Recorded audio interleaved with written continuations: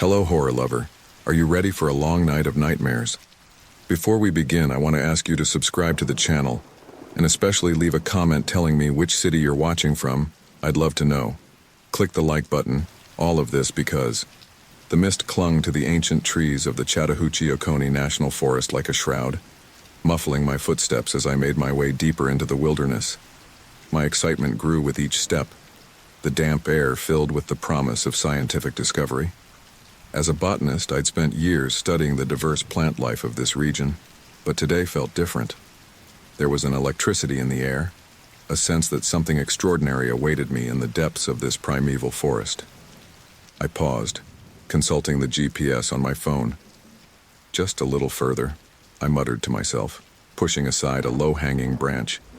The coordinates I'd received from a fellow researcher pointed to a small clearing up ahead, supposedly home to a species of flower never before catalogued. As I approached the clearing, the mist began to thin, revealing a carpet of vibrant undergrowth. My breath caught in my throat as I spotted a cluster of flowers unlike anything I'd ever seen. Their petals were an impossible shade of blue, almost luminescent in the filtered sunlight. "Incredible," I whispered, kneeling down to examine them more closely. My fingers trembled with anticipation as I reached out to touch one of the blossoms. The moment my skin made contact, I gasped. The petals were softer than silk, almost fluid beneath my touch.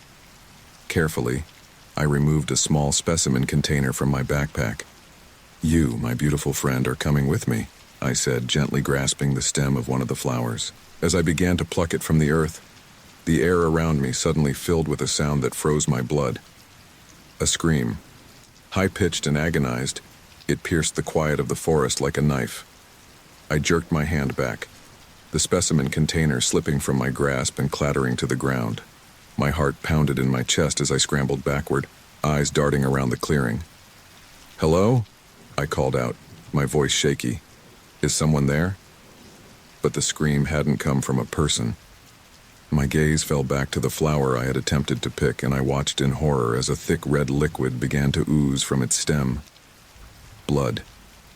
The flower was bleeding. "This isn't possible," I mumbled, rubbing my eyes in disbelief.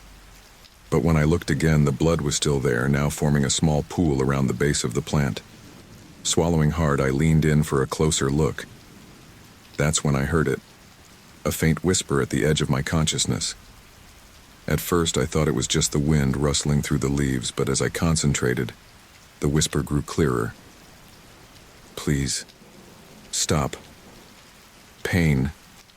I jerked back, nearly losing my balance. "Who said that?" I demanded, spinning around to search the clearing once more.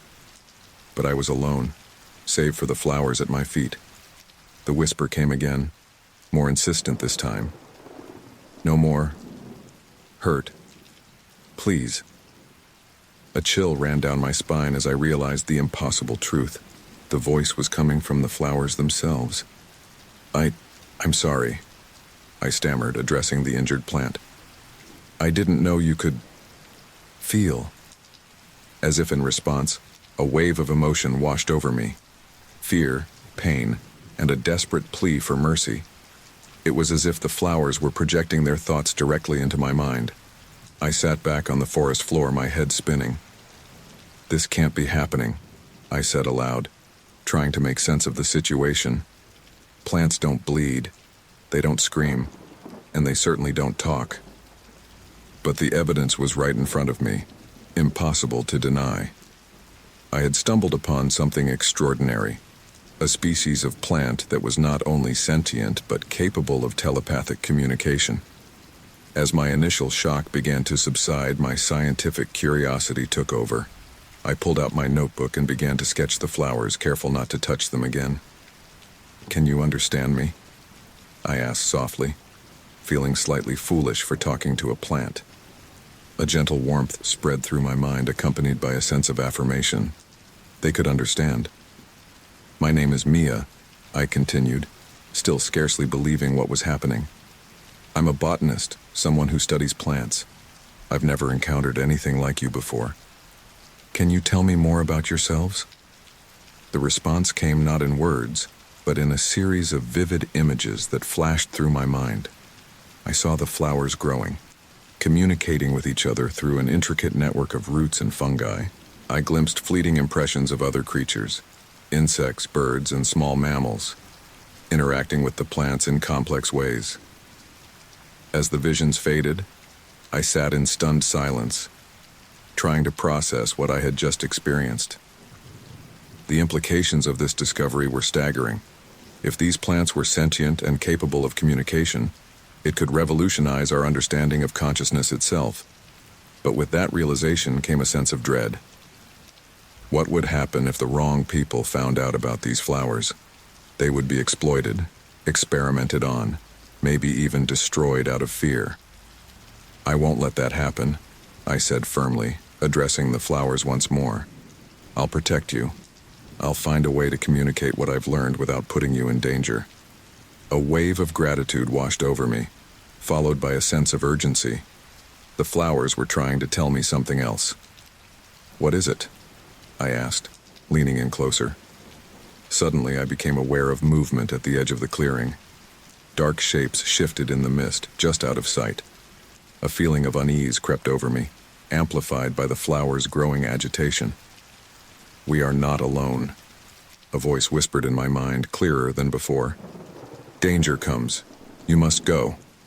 I scrambled to my feet, hastily shoving my notebook into my backpack.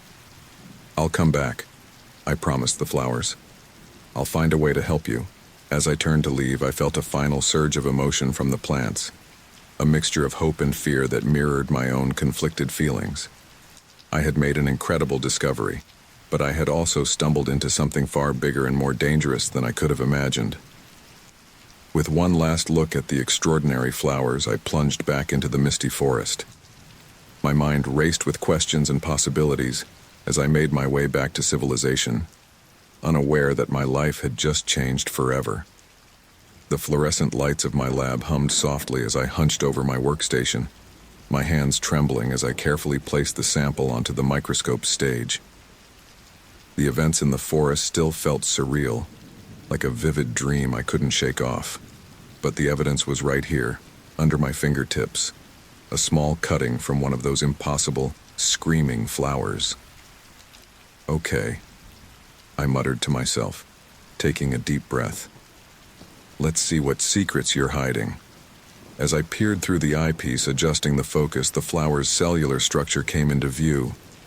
What I saw made me gasp audibly. "This can't be right," I whispered, rubbing my eyes and looking again. The cells before me defied everything I knew about plant biology. They were incredibly complex, with structures I'd never seen before. There were organelles that resembled neurons, intricate networks that looked almost like a miniature nervous system. I grabbed my phone, quickly dialing my colleague, Dr. Sarah Chen. "Sarah, it's Mia. I need you to come to the lab right away. I've found something unprecedented." "Mia, it's 2 a.m. What are you talking about?" Sarah's voice was groggy with sleep. "I know, I'm sorry, but this can't wait. Please, just come as soon as you can." I hung up and turned back to the microscope, my mind racing. How could plants have evolved structures like these? And more importantly, how could they result in consciousness and telepathic abilities? As I adjusted the magnification, a strange impulse overcame me. I reached out and gently touched the flower sample with my bare hand. The moment my skin made contact, the world around me disappeared in a flood of vivid images and sensations. I saw the forest floor from below, feeling the nutrients flow through a vast network of roots and fungi. I experienced the slow, steady growth of stems and leaves reaching towards the sunlight. I felt the vibrations of insects walking across petals, the gentle caress of the wind, the nourishing fall of rain. But it was more than just physical sensations. I felt awareness, consciousness, a sense of self and others, of community and communication. The flowers were sharing their memories with me, showing me their world. Suddenly the vision shifted. I saw a hidden realm beneath the forest, a complex ecosystem of plant life that pulsed with awareness. Bioluminescent fungi glowed softly, creating an otherworldly landscape. Plants communicated through a web of electrical signals and chemical exchanges, sharing information and resources. As quickly as it began, the vision faded. I found myself back in my lab gasping for air, my hand still touching the flower sample. "Mia, are you okay?" I jumped at the sound of Sarah's voice. She stood in the doorway, concern etched on her face. "Sarah, Yes, I'm fine. Come here, you need to see this." As Sarah approached, I felt a lingering connection to the flower, as if it was still reaching out to me, trying to communicate. "What am I looking at?" Sarah asked, peering into the microscope. I explained what I had seen, both under the microscope and in my vision. As I spoke, Sarah's expression changed from skepticism to amazement. "Mia, if what you're saying is true, it could change everything we know about plant biology, about consciousness itself."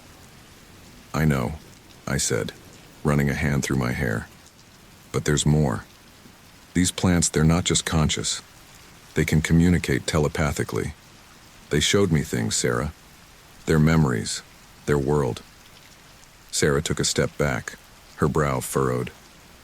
"Mia, listen to yourself. Telepathic plants, hidden underground worlds. Are you sure you're feeling all right?" I felt a flash of frustration. "I know how it sounds, but I'm telling you the truth. Here, let me show you." I reached for Sarah's hand, intending to place it on the flower sample, but she pulled away. "Mia, stop. You need to take a step back and think about this rationally. We need to run more tests, get more samples. We can't jump to conclusions based on one specimen and hallucinations." "They weren't hallucinations," I snapped, then took a deep breath, trying to calm myself. "Look, I know it's hard to believe, but I'm asking you to trust me, at least enough to keep an open mind while we investigate further." Sarah sighed, then nodded. "All right, let's start with some basic tests. We'll document the cellular structure, run some chemical analyses, but Mia, we need to keep this quiet for now. If word gets out about what you're claiming—" "I know," I said, remembering the sense of danger I'd felt in the forest. "We need to be careful." As we began our tests, I couldn't shake the feeling that we were on the brink of something monumental. The flower sample seemed to pulse with hidden knowledge, secrets waiting to be uncovered. Hours passed in a blur of activity. We documented the unusual cellular structures, ran chemical analyses, and even attempted to capture electrical signals from the sample. The results were fascinating, showing patterns of activity more complex than anything we'd seen in plants before. As the first rays of dawn began to filter through the lab windows, Sarah sat back, rubbing her tired eyes. "Mia, these results, they're incredible. I've never seen anything like this before, but we need more data, more samples." I nodded, feeling a mix of excitement and apprehension. "We need to go back to the forest. There's so much more to learn." Sarah looked at me, concern evident in her eyes. "Are you sure that's safe? You mentioned feeling like you were being watched when you left." I hesitated, remembering the dark shapes I'd glimpsed at the edge of the clearing. "We'll be careful. But we can't stop now, Sarah. This could be the discovery of a lifetime." As I spoke, I felt a gentle nudge at the edge of my consciousness. The flower was reaching out again, its presence a soft whisper in my mind. "There's so much more they want to show us," I said softly, placing my hand on the sample container. "So much we need to understand." Sarah watched me, a mix of fascination and worry on her face. "Mia, I hope you know what you're doing. This isn't just about scientific discovery anymore. If these plants are really sentient, really capable of communication, it raises all sorts of ethical questions." I nodded, feeling the weight of responsibility settling on my shoulders. "I know, but that's all the more reason to continue our research. We need to understand them if we're going to protect them." As I spoke, another vision flashed through my mind. The hidden world beneath the forest, teeming with life and awareness. But this time, I saw something else. A sense of urgency, of impending threat. "We need to hurry," I said, my voice tight with sudden anxiety. I think they're in danger." Sarah raised an eyebrow. "The plants? What kind of danger?" I shook my head, struggling to articulate the feeling. "I'm not sure, but we need to get back to the forest as soon as possible." As we began to pack up our equipment for another expedition, I couldn't shake the feeling that we were embarking on a journey that would change not just our understanding of plant life, but our entire perception of consciousness and our place in the natural world. The flower sample sat on the lab bench, a silent sentinel holding the key to untold secrets. As I carefully packed it away, I felt a surge of determination. Whatever challenges lay ahead, whatever dangers we might face, I knew one thing for certain. I would do everything in my power to uncover the truth about these extraordinary plants and protect them from whatever threat loomed on the horizon. With one last look at the lab, we stepped out into the early morning light, ready to plunge back into the mysterious world hidden within the Chattahoochee Oconee National Forest. The early morning mist clung to the trees as Sarah and I made our way back into the Chattahoochee Oconee National Forest. The weight of our backpacks filled with scientific equipment reminded me of the gravity of our mission. We were no longer just botanists on a routine expedition. We were explorers on the brink of a discovery that could change everything. "Are you sure this is the right way, Mia?" Sarah asked, her voice tinged with a mix of excitement and apprehension. I nodded, my eyes scanning the forest floor. "Yes, I remember these markings. We're close to the clearing where I first found the flowers." As we pushed deeper into the forest, an unsettling feeling crept over me. The woods seemed different now, charged with an eerie awareness that sent shivers down my spine. The rustling of leaves and the snapping of twigs under our feet seemed amplified, as if the entire forest was holding its breath, watching our every move. "Do you feel that?" I whispered to Sarah, my voice barely audible above the sound of our footsteps. She looked at me, her brow furrowed. "Feel what?" "It's like the forest is alive. Really alive. Aware." Sarah opened her mouth to respond, but before she could, we emerged into a small clearing. There, bathed in the soft morning light, was a sea of the luminous blue flowers I had encountered before. "Oh my God," Sarah breathed, her eyes wide with wonder. "Mia, they're beautiful." As we stepped into the clearing, the air seemed to vibrate with energy. The collective whispers of the flowers grew louder in my mind, a chorus of voices that both welcomed and warned. "Hello," I said softly, addressing the flowers. "We've come to learn, to understand. We mean you no harm." Sarah shot me a concerned look. "Mia, are you talking to the flowers?" I nodded, not taking my eyes off the gently swaying blooms. "They can hear us, Sarah. They're trying to communicate." Carefully, we began to set up our equipment. As Sarah prepared to take soil samples, I knelt down beside a cluster of flowers, my hand hovering just above their petals. "May I?" I asked, both aloud and in my mind. A wave of assent washed over me, and I gently touched one of the flowers. Immediately, my mind was flooded with images and sensations. I saw the forest through the flower's perception, a vast, interconnected network of life. I felt the ebb and flow of nutrients through the soil, the subtle changes in temperature and humidity. But beneath the beauty, there was an undercurrent of fear. "Something's wrong," I gasped, pulling my hand back. "They're afraid." Sarah looked up from her soil sample. "Afraid of what?" Before I could answer, movement at the edge of the clearing caught my eye. Dark figures, barely distinguishable from the shadows of the trees, seemed to shift and move. "Sarah," I said, my voice low and urgent, "we're not alone." As if in response to my words, the whispers in my mind grew more insistent, a cacophony of warnings and pleas. "We need to leave," I said, hastily gathering our samples. "Now." "But we've barely started," Sarah protested. "We need more data."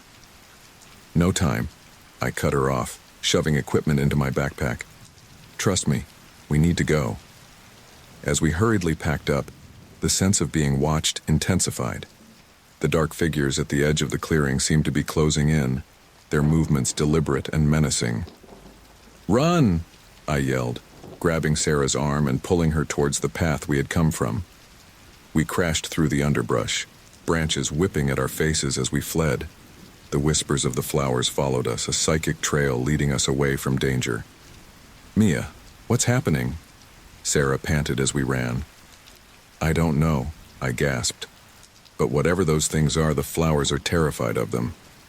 As we ran, I clutched the samples we had managed to collect, determined not to lose this precious evidence. The forest around us seemed to come alive, branches reaching out as if to impede our pursuers, roots rising to trip them. "The forest!" Sarah gasped in amazement. "It's helping us?" I nodded, too out of breath to speak. The sentient network of plant life was rallying to our defense, buying us precious seconds to escape. Finally, after what felt like hours but was probably only minutes, we burst out of the forest and onto the road where we had parked our car. Without a word, we threw ourselves into the vehicle, and I gunned the engine, peeling away from the forest's edge. As we sped down the winding road, Sarah turned to look behind us. "I don't see anyone following," she said, her voice shaky. I gripped the steering wheel tightly, my knuckles white. "They might not need to," I said. "I have a feeling they know exactly where we're going." We drove in tense silence for several miles before Sarah spoke again. "Mia, what were those things back there?" I shook my head, my mind racing. "I don't know. But whatever they are, they're a threat to the flowers, to the entire forest." "But why? And how? None of this makes any sense." I took a deep breath, trying to organize my thoughts. "Think about it, Sarah. If these plants are truly sentient, truly capable of communication and possibly even manipulation of their environment, imagine what that could mean. The scientific implications alone are staggering, but think about the potential applications. Pharmaceutical companies would kill for access to plants with advanced neural structures, and that's not even considering the military or industrial possibilities." Sarah's eyes widened as the implications sank in. "You think someone else knows about the flowers? That they're trying to... what? Harvest them? Destroy them?" I nodded grimly. "It's possible. And if that's the case, we might be the only ones standing between these sentient beings and exploitation or extinction." As we neared the city limits, I felt a subtle shift in my mind, like a door slowly closing. The psychic connection to the forest was fading, but not before one last message came through, a mixture of gratitude, fear, and a desperate plea for help. "We can't abandon them," I said, my voice thick with emotion. "We have to find a way to protect them." Sarah reached out and squeezed my arm. "We will, Mia, but first we need to understand what we're dealing with, and we need to be careful. If someone is after these plants, they might come after us too." I nodded, my mind already racing with plans and possibilities. As we pulled into the parking lot of our lab, I knew that our lives had irrevocably changed. We were no longer just scientists. We had become guardians of a secret that could change the world. With trembling hands, I gathered the samples we had collected. "Let's get these analyzed as quickly as possible," I said.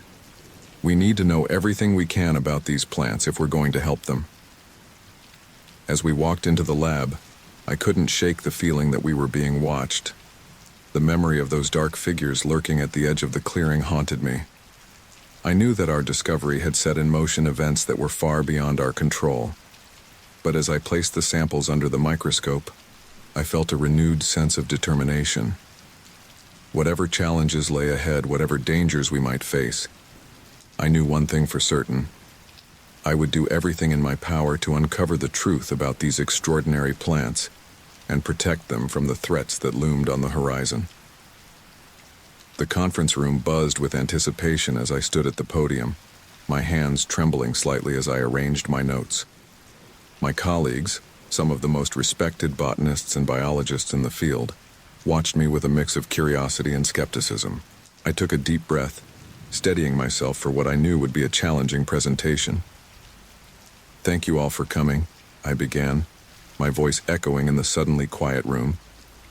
"What I'm about to share with you will challenge everything we thought we knew about plant biology and, indeed, about consciousness itself." As I launched into my presentation, detailing the extraordinary properties of the flowers we'd discovered in the Chattahoochee-Oconee National Forest, I could see the expressions of my colleagues shift from interest to disbelief and, in some cases, outright derision. "Are you seriously suggesting these plants are sentient?"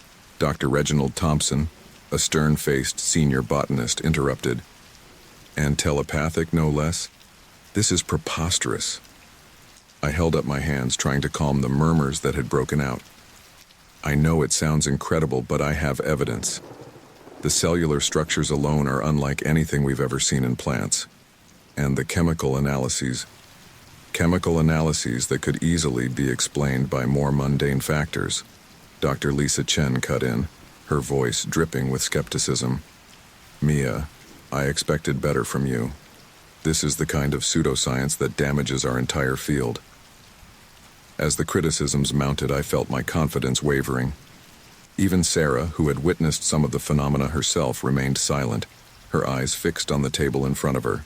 "Please," I said, my voice rising with desperation, "if you'd just look at the data." But it was too late. The room had erupted into heated discussions, with most of my colleagues either dismissing my claims outright or speculating about what might have led me to such outlandish conclusions. As I gathered my materials and fled the conference room, I could hear Dr. Thompson's voice booming behind me. "I expected better from you, Dr. Chen. This kind of sensationalism has no place in serious scientific discourse." That night I sat in my darkened apartment, staring at my computer screen. The harsh criticism of my colleagues still rang in my ears, but I couldn't shake the certainty of what I'd experienced. The sentient plants were real and they needed protection. A ping from my email jolted me from my thoughts. A new message had arrived, sender unknown. With a sense of foreboding, I opened it. The message was brief and chilling. "Stop your research now. Forget what you saw in the forest. This is your only warning." A cold sweat broke out on my forehead. Someone knew about my discovery, someone who didn't want the truth to come out. My mind raced back to the dark figures we'd seen in the forest. Were they behind this? I picked up my phone, dialing Sarah's number with shaking fingers. "Sarah? It's Mia. I just received a threat. Someone knows about our research, and they want us to stop." Sarah's voice was tight with concern. "Are you sure, Mia? Maybe it's just a prank." "No, this is real. We need to be careful. Can you meet me at the lab tomorrow? We need to secure our samples and data." The next day, as I approached the lab, I immediately sensed that something was wrong. The door was slightly ajar, and a strange, earthy smell wafted from inside. Cautiously, I pushed the door open and gasped at the sight that greeted me. The lab was in disarray, equipment scattered and broken. But what truly shocked me was the plant growth that seemed to have sprung up overnight. Vines and tendrils crept across the walls and floor, centering around the area where we'd kept our samples. "What on earth?" I muttered, carefully picking my way through the growth. As I neared our storage unit, my heart sank. The cabinet had been forced open, and our precious samples were gone. Sarah arrived a few minutes later, her face paling as she took in the scene. "Mia, what happened here?" I shook my head, still in shock. "I don't know. But our samples are gone, and look at this growth. It's almost as if the plants are trying to tell us something," Sarah finished, her voice barely a whisper. Over the next few days, strange occurrences continued to plague the lab. Equipment malfunctioned inexplicably, more samples disappeared, and the eerie plant growth continued to spread, despite our best efforts to contain it. As we struggled to make sense of these events, I stumbled upon a disturbing piece of information. While researching potential threats to the Chattahoochee-Oconee National Forest, I discovered plans for a massive resort development that would clear thousands of acres. including the area where we'd found the sentient flowers. Green Valley Resorts, I read aloud to Sarah, my voice tight with anger. They're planning to break ground in just a few months. Sarah, we can't let this happen. Those plants, that entire ecosystem, it'll be destroyed. Sarah nodded, her face grim. But what can we do, Mia? We have no evidence left, and no one believed us even when we did. I paced the lab, my mind racing. The threat of the resort, combined with the warning I'd received and the strange occurrences in the lab, painted a disturbing picture. Someone powerful wanted to keep our discovery quiet, likely to clear the way for their development plans. As I turned to share my thoughts with Sarah, my eyes fell on a small tendril that had grown through a crack in the floor. It seemed to reach towards me, swaying gently despite the lack of breeze in the lab. In that moment, I made a decision. "We're going public," I said, my voice firm with resolve.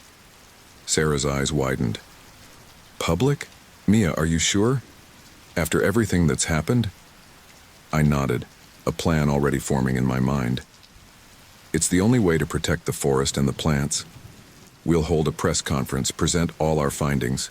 Even if people don't believe in the plant's sentience, the threat to a unique ecosystem might be enough to halt the development." "But what about the threats? The people behind all this?" Sarah asked, concern evident in her voice.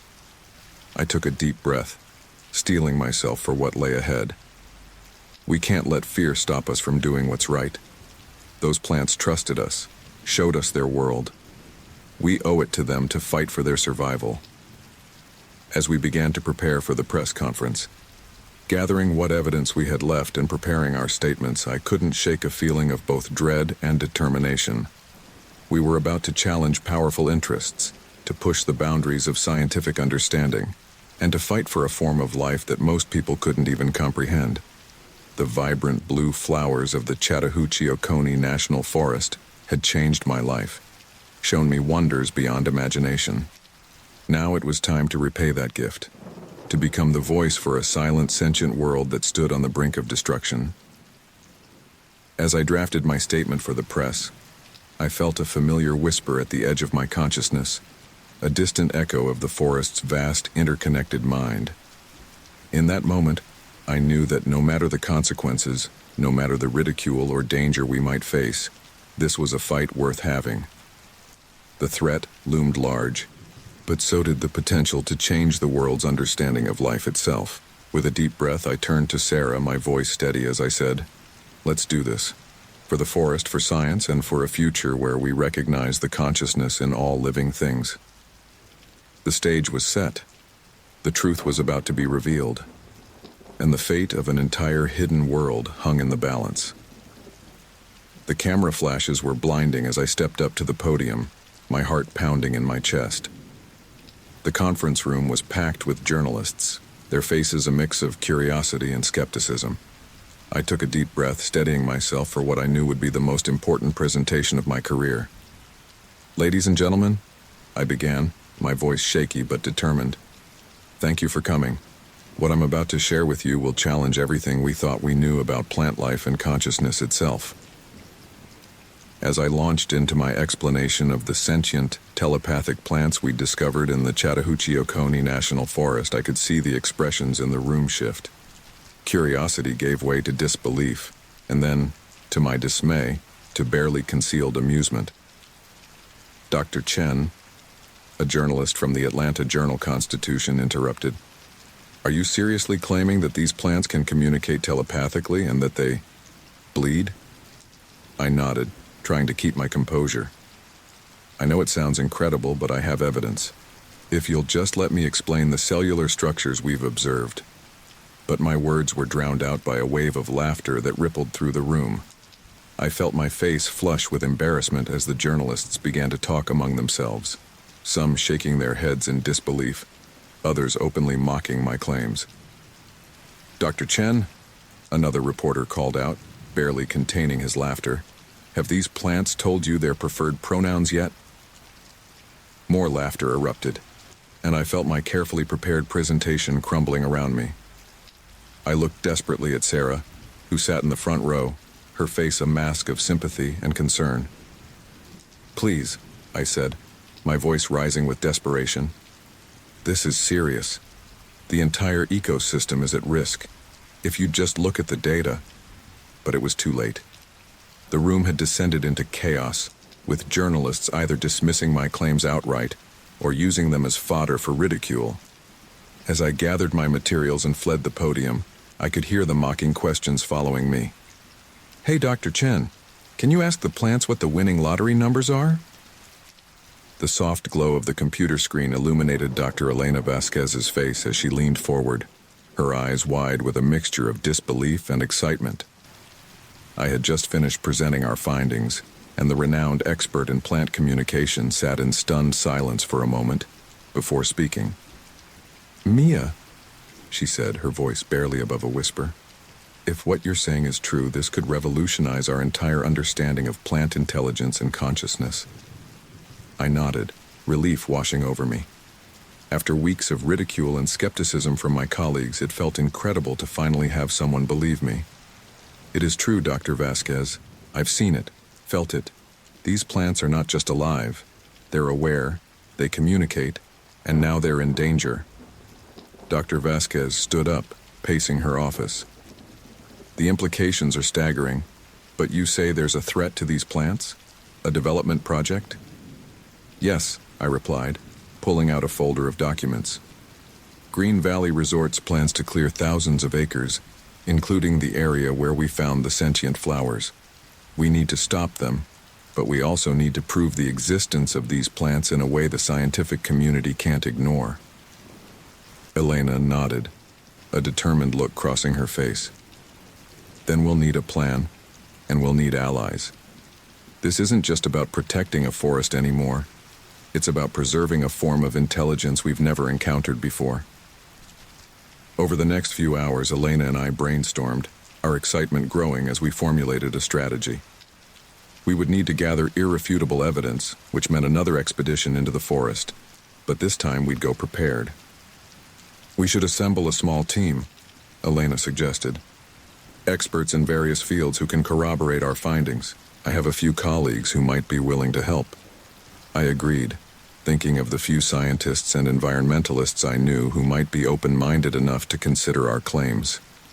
We'll need to be careful, though, I cautioned. There are people who don't want this information getting out. Elena's eyes narrowed. All the more reason to move quickly. I'll make some calls. Over the next week, we carefully recruited our team. Dr. James Wong, a brilliant neurobiologist, Dr. Aisha Patel, an expert in plant genetics, and Mark Greenwood, an environmental activist with connections in the media. Each brought unique skills and perspectives to our cause. As we gathered for our first meeting, the air was thick with anticipation and a touch of nervousness. I looked around at the faces of our small group, feeling a surge of hope. Thank you all for coming, I began. What we're about to undertake is not just a scientific expedition, but a mission to protect something extraordinary. The plants we've discovered in the Chattahoochee Oconee National Forest are unlike anything we've ever encountered. Dr. Wong leaned forward, his brow furrowed. You're claiming these plants are sentient? Capable of communication? I nodded. Not just communication, Dr. Wong. They have a form of consciousness, a collective intelligence that spans the entire forest. That's impossible, Dr. Patel interjected, but there was a hint of excitement in her voice. I thought so too, I admitted, but I've experienced it firsthand, and now we need to prove it to the world before it's too late.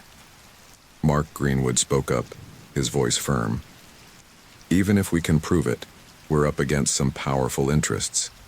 Green Valley Resorts has a lot of money and influence backing this development project. Which is why we need to be smart about this, Elena added. We go in, gather our evidence, and then we go public in a way they can't ignore or suppress. As we finalized our plans for the expedition, I couldn't help but feel a mix of excitement and trepidation. We were about to venture back into a world that had already shown itself to be both wondrous and dangerous. The day of our expedition dawned clear and cool. As we entered the forest, I felt a familiar tingle at the edge of my consciousness. The plants were aware of our presence. Everyone stay alert, I cautioned as we made our way deeper into the woods. And remember, try to approach this with an open mind. What you're about to experience may challenge everything you thought you knew about plant life. As we neared the clearing where I'd first encountered the sentient flowers, a commotion in the distance caught our attention. The sound of machinery and shouting voices carried through the trees. "Loggers!" Mark hissed, his face darkening with anger. We crept closer, staying hidden behind the thick foliage. What we saw next left us all speechless. A group of men with chainsaws were attempting to cut down trees at the edge of the clearing, but the forest seemed to be fighting back. Vines whipped out of nowhere, entangling the loggers' equipment. Roots burst from the ground, causing the men to stumble and fall. "My God," Dr. Wong whispered, his scientific skepticism crumbling before his eyes. Dr. Patel was frantically taking notes and samples, her hands shaking with excitement. "This is incredible. The level of coordination, the speed of response, it's like the entire forest is one organism." As we watched, the loggers' frustration turned to fear. They began to retreat, shouting in confusion and alarm as the forest continued its assault. Suddenly, I felt a sharp warning in my mind. "We need to move," I said urgently. "Now." No sooner had the words left my mouth than the forest around us came alive. Vines and branches reached for us, not attacking, but trying to push us away from the area. "What's happening?" Mark yelled as we ran, dodging the animated plant life. "The forest is protecting itself," Elena shouted back. "And us. It's creating a diversion to help us escape." We barely made it back to our vehicles, our hearts pounding and minds reeling from what we'd just witnessed. As we caught our breath, I looked at my team. Their faces showed a mix of awe, excitement, and a touch of fear. "Now do you believe me?" I asked, unable to keep a note of triumph from my voice. Dr. Wong nodded slowly. I don't know how to explain what I just saw. But you're right, Mia. This is something beyond our current understanding of plant life."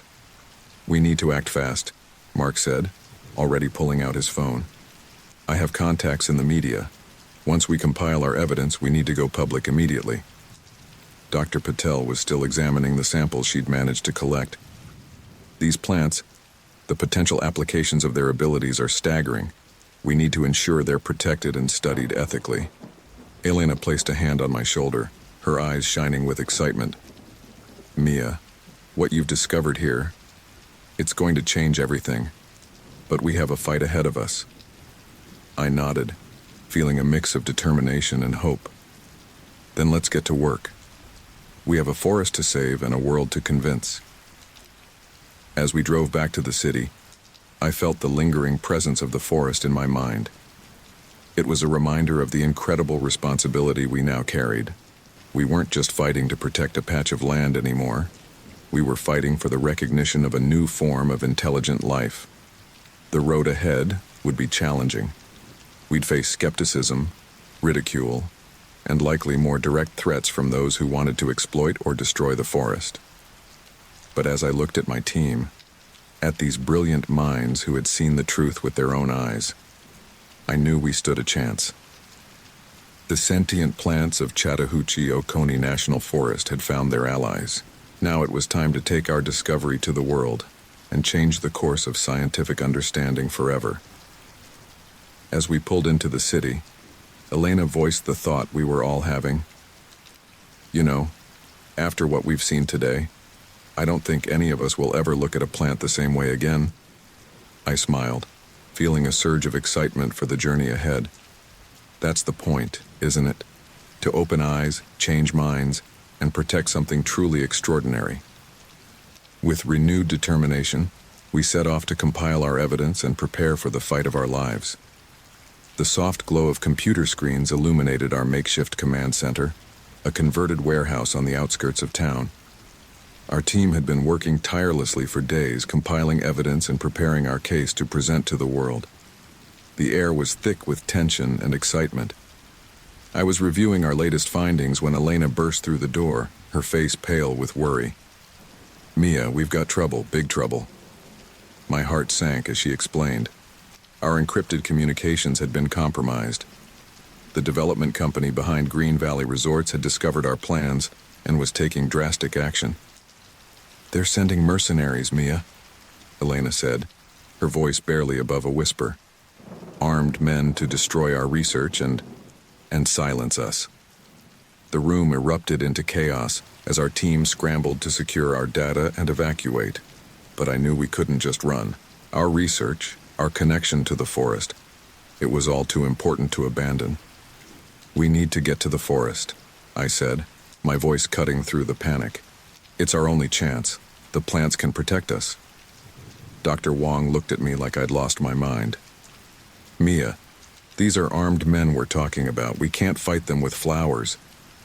"You've seen what the forest can do," I insisted. "It's our only hope. We need to trust in the connection we've established." Despite their reservations, the team agreed. We quickly gathered our most crucial data and equipment, then piled into our vehicles. As we sped towards the Chattahoochee-Oconee National Forest, I could feel the plant consciousness reaching out, growing stronger with each mile. We had barely entered the forest when we heard the roar of engines behind us. The mercenaries had caught up. "Everyone out!" I shouted as we screeched to a halt. "Into the trees now!" We scattered into the undergrowth as the first shots rang out. The forest around us seemed to come alive, branches and vines moving of their own accord to provide cover. "This way," I called, feeling a pull from the plant consciousness. As we ran deeper into the woods, I focused on that connection, silently pleading for help. The response was immediate and awe-inspiring. Behind us, trees began to shift and move, their roots breaking free of the earth to create barriers. Vines lashed out, ensnaring our pursuers. The entire forest had become our protector and ally. "My God," Dr. Patel gasped as we paused to catch our breath. "It's like the whole forest is alive." "It is alive," I said, feeling the surge of the collective plant consciousness more strongly than ever. "And it's fighting for us." As we continued our frantic flight, I felt my connection to the forest deepen. It was as if I could see through the eyes of every plant, feel the pulse of life in every root and leaf. With growing amazement, I realized I could influence their actions. "Follow me," I said, a plan forming in my mind. "I know how we can stop them." I led our group towards a dense thicket, the plant life parting to let us through. Behind us, I could hear the shouts and curses of the mercenaries as they struggled against the animate forest. "Here," I said, indicating a small clearing. "This is where we make our stand." As the others looked at me in confusion, I closed my eyes and focused on the plant consciousness surrounding us. I visualized a trap, a living cage of vegetation, and projected that image into the collective mind of the forest. The response was immediate. The plants around the clearing began to grow and shift at an incredible rate. Thick vines intertwined to form walls, while thorny bushes created an impenetrable floor. "Incredible," Elena whispered, watching in awe as I shaped the forest with my mind. The sounds of pursuit grew closer. "Get ready," I warned the others. "When they enter the clearing, I'll spring the trap." Moments later, the first of the mercenaries burst into view. As they entered the clearing, weapons raised, I focused all my will on closing the trap. The vegetation responded instantly, surging upward and inward, encasing the men in a living prison of plant matter. Shouts of confusion and fear filled the air as more mercenaries fell into the trap. Within minutes, all of our pursuers were contained, their weapons useless against the constantly regenerating plant life. As the last of the mercenaries was secured, I felt a wave of exhaustion wash over me. The deep connection with the forest consciousness began to fade, leaving me drained, but exhilarated. "Is everyone okay?" I asked, looking around at my team. They nodded, their faces a mix of relief and amazement. Dr. Wong approached me, his earlier skepticism replaced by wonder. "Mia, what you just did, it's beyond anything I could have imagined. You were actually controlling the plants." I shook my head. "Not controlling, cooperating. The forest wants to survive as much as we do. We just found a way to work together." Mark was already on his satellite phone, contacting his media connections. "This is it," he said excitedly. "The proof we needed. Armed mercenaries sent by a development company, trapped by a sentient forest. It's a story that can't be ignored or covered up." As the adrenaline of our escape began to fade, the reality of our situation sank in. We had won this battle, but the war for the forest's survival was far from over. "What now?" Dr. Patel asked, voicing the question on everyone's mind. I looked around at the living forest that had saved us, feeling the faint echo of its consciousness in my mind. "Now," I said, "we take this to the world. We show them what we've discovered, what we've experienced. We make them understand that this forest isn't just a resource to be exploited. It's a sentient being that deserves protection." Elena nodded, her eyes shining with determination. "And we need to move fast.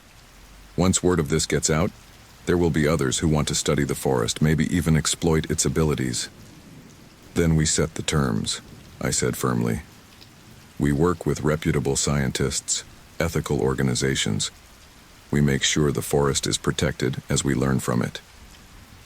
As we made our way back to our vehicles, escorted by a canopy of gently swaying branches, I couldn't help but feel a sense of optimism. We had faced incredible danger and come out victorious, thanks to our alliance with the sentient forest. But I also felt the weight of responsibility settling on my shoulders. We had uncovered something extraordinary, something that could change the world's understanding of life itself. It was up to us to make sure that discovery was handled with care and respect. As we emerged from the forest's edge, I turned back to look at the sea of green that had become so much more than just trees and plants to me. "Thank you," I whispered, feeling a warm pulse of acknowledgement in return. The sun was setting as we drove back to the city, casting a golden glow over the landscape. Our team was quiet, each lost in thought about the incredible events we had just experienced. I broke the silence, addressing the group. "What we've discovered, what we've been through, it's going to change everything. Are we ready for that?" Dr. Wong spoke up, his voice filled with renewed purpose. "Ready or not, we have a responsibility. To the forest, to science, to the world. We can't back down now." Elena reached over and squeezed my hand. "We're with you, Mia. Whatever comes next, we face it together." As the forest receded in our rearview mirror, I felt a mix of excitement and trepidation for what lay ahead. We had allies in the plant world now, a connection to a vast, ancient intelligence. But we also had powerful enemies who would stop at nothing to exploit or destroy what we had found. The true battle for the forest's survival, and perhaps for a new understanding of life itself, was just beginning. But as I looked at my team, at these brilliant minds who had seen the impossible and embraced it, I knew we were ready for the challenge. The sentient forest had chosen us as its ambassadors to the human world. It was time to make our stand, to bridge the gap between two forms of consciousness, and to fight for a future where humans and plants could coexist in harmony and mutual understanding. As we drove into the sunset, the weight of our discovery heavy on our minds, I couldn't help but smile. Whatever challenges lay ahead, we had experienced something truly miraculous.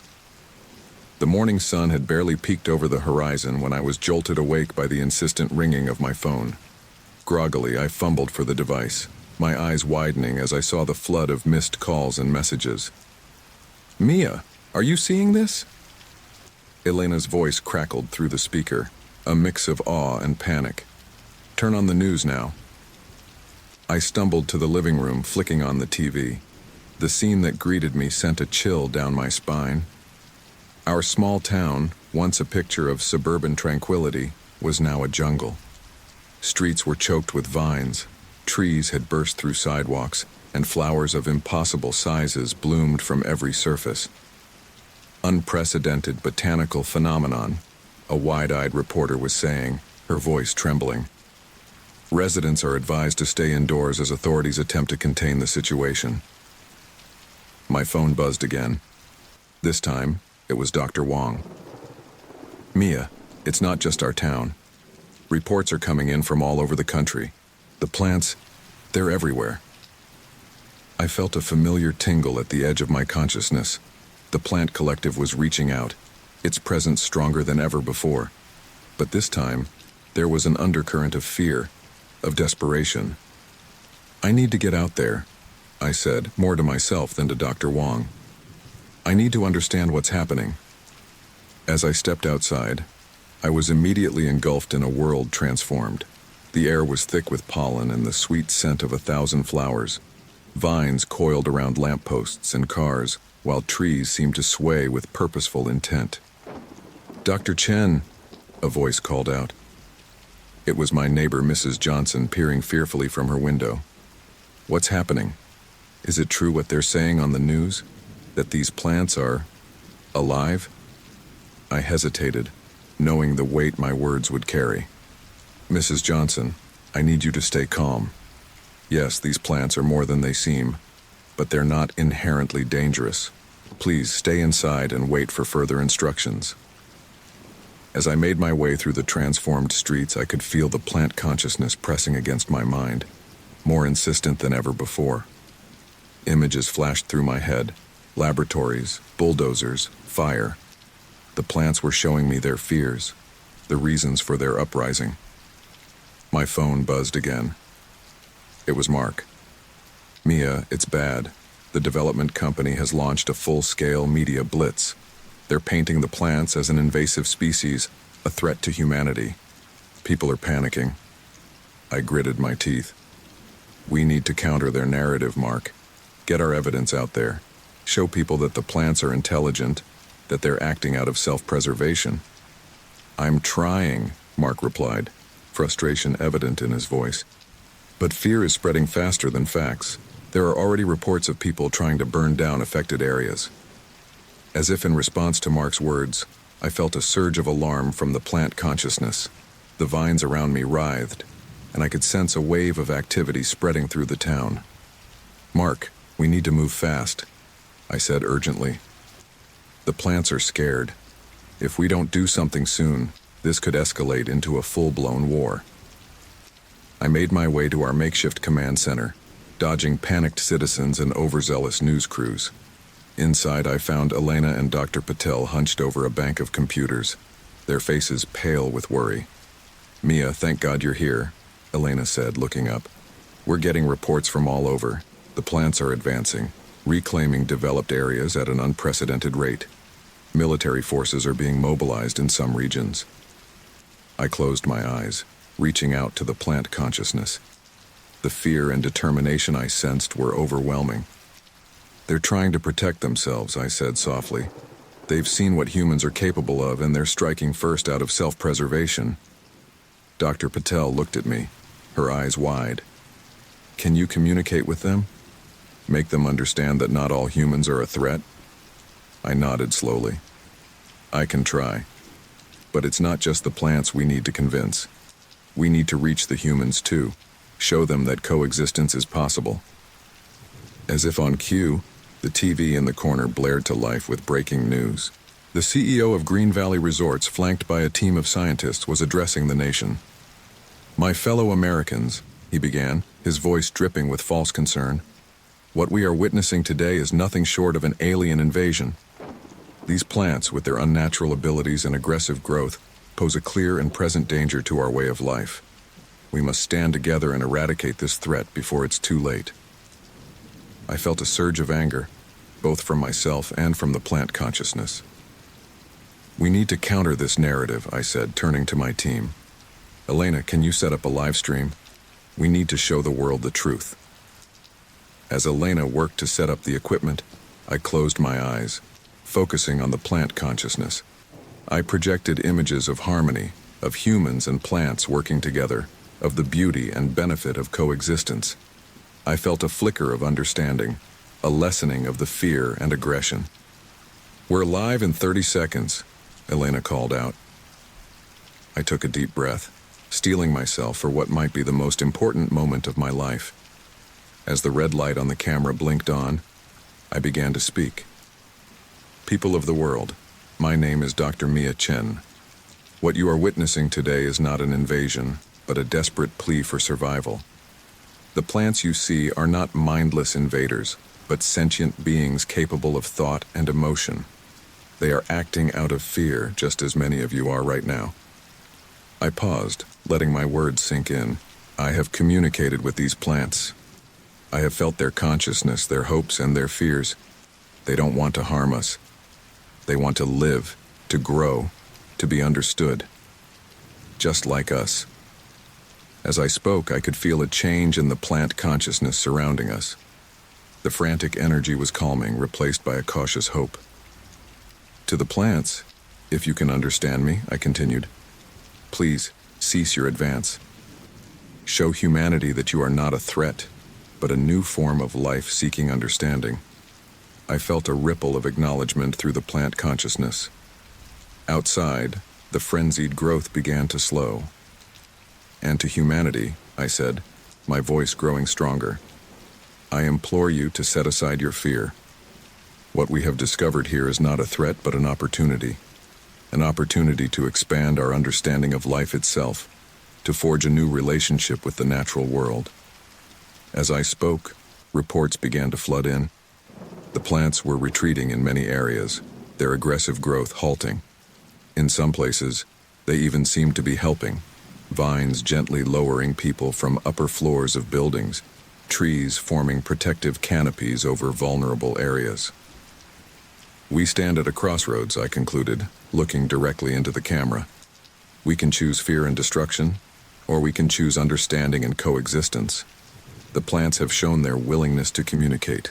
Now it's our turn to listen. As I ended the broadcast, I felt a wave of exhaustion wash over me, but there was also hope. The plant consciousness radiated a cautious optimism, and reports were coming in of people reaching out to the plants, attempting communication.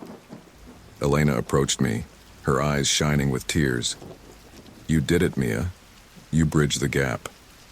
I shook my head, smiling tiredly. We've only just begun. There's still so much work to do, so much to learn. But for now, we've averted a war. As we stepped outside, the world seemed different. The frantic energy of the morning had been replaced by a sense of wonder. People were cautiously exploring the transformed landscape, marveling at the incredible forms of plant life. I reached out, gently touching a nearby vine. It curled around my finger, not threatening, but curious. In that moment, I knew that everything had changed. The relationship between humanity and the natural world would never be the same. The uprising had been quelled, but the revolution, a revolution of understanding and coexistence, one was just beginning. And I, along with my team, would be at the forefront, helping to shape this new world where humans and sentient plants could live in harmony. As the sun set on this extraordinary day, I couldn't help but feel a sense of excitement for what the future might hold. We had taken the first step on an incredible journey, one that promised to reshape our understanding of life itself. The road ahead would be challenging, but with open minds and open hearts, I believed we could create a future beyond anything we had ever imagined. The imposing government building loomed before me, its stone facade a stark contrast to the vibrant green tendrils that had begun to creep up its sides. I took a deep breath, steeling myself for the battle ahead. Today, I would stand before some of the most powerful people in the country, pleading the case for a life form they barely understood. As I entered the conference room, I felt the weight of dozens of eyes upon me. Government officials, military personnel, and scientific advisors filled the room, their expressions ranging from curiosity to outright hostility. Dr. Chen, a stern-faced woman at the head of the table, addressed me. I'm Director Hawthorne. We've read your reports and witnessed your broadcast. We're here to listen, but I must warn you, many of us remain skeptical about your claims. I nodded, feeling the comforting presence of the plant consciousness at the edge of my mind. Thank you for this opportunity, Director. What I'm about to share with you will challenge everything we thought we knew about plant life and consciousness itself. For the next hour, I presented our findings, showing video evidence, scientific data, and personal testimonies from my team. I could see the disbelief on many faces slowly giving way to astonishment. These plants, I concluded, are not just alive in the way we've always understood. They are sentient, capable of thought, emotion, and complex communication. And they have a right to exist, to be protected. A murmur ran through the room. An older man in a military uniform spoke up, his voice gruff. Dr. Chen, even if what you're saying is true, these plants have shown they can be a threat. They've taken over entire towns overnight. How can we justify protecting something that could potentially harm our citizens? I felt a surge of emotion from the plant consciousness, a mixture of fear, regret, and hope. Taking a deep breath, I opened myself fully to their presence, allowing their thoughts to flow through me. The plants acted out of fear, I said, my voice taking on a strange, otherworldly quality that caused several people to lean forward in their seats. They have witnessed centuries of destruction at the hands of humans, but they do not wish for conflict. They offer an exchange. Director Hawthorne's eyes narrowed. An exchange? What could these plants possibly offer us? I felt ancient knowledge flooding my mind, images of healing and growth beyond anything modern science had achieved. They offer to share their knowledge, I said. Centuries of evolutionary wisdom, natural compounds that could revolutionize medicine, sustainable growth patterns that could transform our agriculture and urban development. All of this in exchange for protection and respect. The room erupted in excited whispers. A scientist near the back stood up, her eyes shining with excitement. Dr. Chen, are you saying these plants could provide cures for diseases we've been struggling with for decades? I nodded, feeling the plant consciousness pulse with affirmation. That and more. They have solutions to problems we haven't even recognized yet.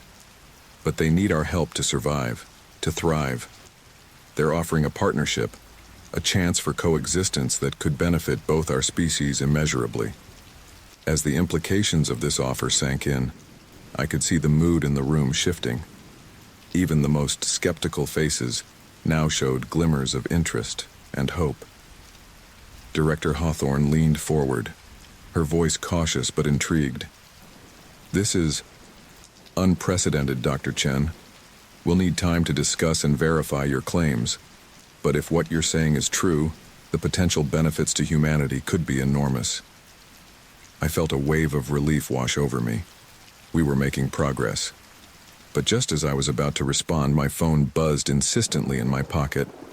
Excusing myself, I stepped out into the hallway to answer. Mia! Elena's panicked voice came through. It's the forest. Green Valley Resorts has launched an attack. They're trying to destroy the heart of the plant consciousness before the government can act. My blood ran cold. What? How? There are supposed to be protective measures in place. They're claiming it's a controlled burn for forest management, Elena said, her voice bitter. But they've brought in heavy machinery. They're tearing through the protective barriers we set up. Mia, you need to get back here now. I rushed back into the conference room, my heart pounding. I apologize for the interruption, but we have an emergency. The forest, the heart of the plant consciousness, is under attack right now by the development company. The room erupted in chaos. Director Hawthorne's voice cut through the noise. Dr. Chen, are you certain? This is a serious accusation. I nodded, feeling the growing distress of the plant consciousness. I can feel their pain. Please, we need to act now. If the heart of the forest is destroyed, we'll lose everything. All the knowledge, all the potential for cooperation and advancement. Director Hawthorne turned to her aides, issuing rapid-fire orders. Get me satellite imagery of the Chattahoochee Oconee National Forest, and someone get the governor on the line, now. As the government officials scrambled to respond, I closed my eyes, reaching out to the plant consciousness. The pain and fear I felt were overwhelming. Trees were falling, ancient roots being torn from the earth. The very heart of the forest's collective mind was under assault. I need to go there, I said, my voice shaking. I need to be with them. To my surprise, Director Hawthorne nodded. Go, Dr. Chen. We'll do what we can from here. But be careful. This situation could turn dangerous quickly. I raced out of the building, my mind already linking more deeply with the plant consciousness. As I sped towards the forest, I could feel every fallen tree, every scorched leaf.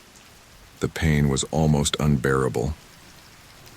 When I arrived at the edge of the forest, the scene was one of chaos and destruction. Bulldozers and logging equipment tore through the underbrush, while men with chainsaws attacked the larger trees. The air was thick with smoke from small fires set to clear the ground. "Stop!" I screamed, running towards the nearest group of workers. "You don't understand what you're doing." But my voice was lost in the roar of machinery and the crack of falling timber. I could feel the forest's desperation, its struggle to defend itself. Vines whipped out to entangle equipment, roots burst from the ground to trip the invaders. But it wasn't enough. In that moment of despair, I felt a surge of power from the plant consciousness. A desperate plan formed in my mind. If they couldn't understand with words, perhaps they could be made to feel. Closing my eyes, I opened myself fully to the forest's pain and memory. Then, using every ounce of the connection I had formed with the plants, I broadcast those feelings outward, not just to the workers, but to everyone in the vicinity. The government officials watching via satellite, the nearby towns, even the executives of Green Valley Resorts. Suddenly the forest fell silent. The machine stopped and the chainsaws died away. All around me, people fell to their knees, overwhelmed by the torrent of emotion and memory. They felt the slow, patient growth of centuries, the quiet joy of sunlight and rain. They experienced the deep bonds between trees, the complex network of roots and fungi that connected the entire forest. And they felt the pain, the agony of being cut, burned, and torn from the earth. Tears streamed down faces covered in dirt and sweat. Hardened loggers dropped their chainsaws, looking around in wonder and horror at what they had been doing. As the sensation faded, I heard sirens in the distance. Government vehicles were arriving, no doubt alerted by the desperate broadcast I had sent out. A burly man approached me, his eyes wide with a new understanding. I had no idea," he stammered. "We thought it was just trees, just a resource to be used, but it's alive. It feels, my God, what have we done?" I placed a hand on his shoulder, feeling the forest's consciousness extend a tendril of forgiveness. "It's not too late," I said softly. "We can still make this right." As government officials swarmed the area, cordoning off the damaged sections and interviewing shell-shocked workers, I felt a profound shift in the atmosphere. The fear and aggression that had dominated both sides were gone, replaced by a sense of wonder and remorse. Director Hawthorne approached me, her face pale but determined. "Dr. Chen, I felt it. We all did. Consider your case made. As of this moment, this entire forest is under government protection. We'll need your help to establish communication protocols, to learn how to coexist." I nodded, feeling a wave of relief and gratitude from the plant consciousness. "Thank you, Director. This is just the beginning. We have so much to learn from each other." As the sun set over the battered but resilient forest, I felt a sense of hope stronger than anything I had experienced before. The negotiation had been hard-fought, but we had finally broken through. Humans and plants, two forms of consciousness so different yet so deeply connected, were on the brink of a new era of understanding and cooperation. The forest hummed with renewed life and purpose. There would be challenges ahead, misunderstandings to navigate, and wounds to heal on both sides. But as I stood there feeling the gentle brush of leaves against my skin and the deep ancient wisdom of the trees flowing through my mind, I knew that we had taken the first, crucial step towards a future of true harmony with the natural world. The weeks following the dramatic events in the forest were a whirlwind of activity. The shared psychic experience had sent shockwaves through society, fundamentally altering the way people viewed the natural world. As I stood before a sea of reporters outside the newly established Sentient Forest Protection Agency headquarters, I could feel the weight of expectation on my shoulders. "Dr. Chen," a journalist called out, "how do you respond to critics who say we're moving too fast in granting rights to these plants?" I took a deep breath, feeling the comforting presence of the plant consciousness at the edge of my mind. "Change is never easy," I began. "But what we've discovered here isn't just a scientific breakthrough. It's a revolution in our understanding of life itself. These plants are intelligent, emotional beings. They've been our silent partners on this planet for millions of years. It's time we recognize them as such. Another reporter raised her hand. But what about the economic impact? The protected reserve will cover thousands of acres of valuable land. I nodded, acknowledging the concern. It's true that there will be short-term economic adjustments.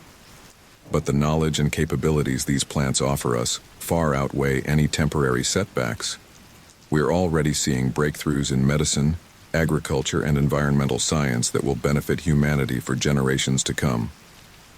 As the press conference wound down, I felt a gentle tug on my consciousness. The forest was calling.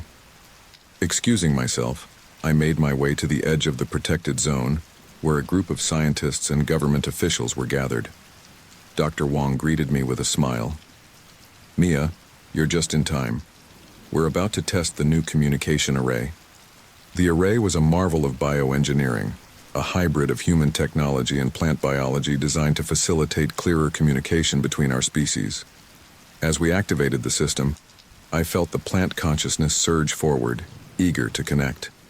Suddenly, the air was filled with a symphony of thoughts and emotions. Government officials gasped in wonder as they experienced direct communication with the forest for the first time. "It's incredible," Director Hawthorne whispered, her eyes wide with awe. "I can feel their thoughts, their memories. It's like nothing I've ever experienced." I smiled, feeling a sense of pride and accomplishment. "This is just the beginning," I said. "There's so much more to learn, so much potential for cooperation." As we worked to establish protocols for interaction and study, news broke that sent ripples through the political and business world. An anonymous whistleblower had come forward with evidence of Green Valley Resort's illegal activities, bribery, environmental violations, and attempts to suppress scientific findings. The fallout was swift and severe. As I watched the news coverage of the company's CEO being led away in handcuffs, I felt a complex mix of emotions from the plant consciousness, satisfaction at justice being served, but also a deep sadness for the harm that had been done. "They're not vengeful," I explained to Elena as we watched the coverage. "They understand the concept of justice, but they're more concerned with healing and moving forward." Elena nodded, her eyes shining with excitement. "It's fascinating how their consciousness works. So alien, yet in some ways so similar to our own. We have so much to learn from them." In the months that followed, I spent most of my time in the forest, deepening my connection with the plant consciousness and helping to coordinate research efforts. The protected reserve was thriving, with new species of sentient plants being discovered almost daily. One crisp autumn morning, as I walked through a grove of ancient oaks, I felt a shift in the plant consciousness. It was trying to show me something, to share a memory that felt impossibly old. I closed my eyes, opening my mind to the forest. Suddenly, I was transported back millions of years, experiencing the world through the slow, patient awareness of the first plants to develop consciousness. I felt their gradual awakening, their wonder at the world around them, and their long, silent watch over the evolution of other species, including humans. As the vision faded, I found myself on my knees, tears streaming down my face. Dr. Patel, who had been walking with me, rushed to my side. "Mia, are you all right? What happened?" I looked up at her, struggling to find words to describe what I had experienced. "They've been waiting for us," I said softly. "All this time, they've been waiting for us to evolve enough to understand them, to communicate." Dr. Patel helped me to my feet, her face a mix of concern and fascination.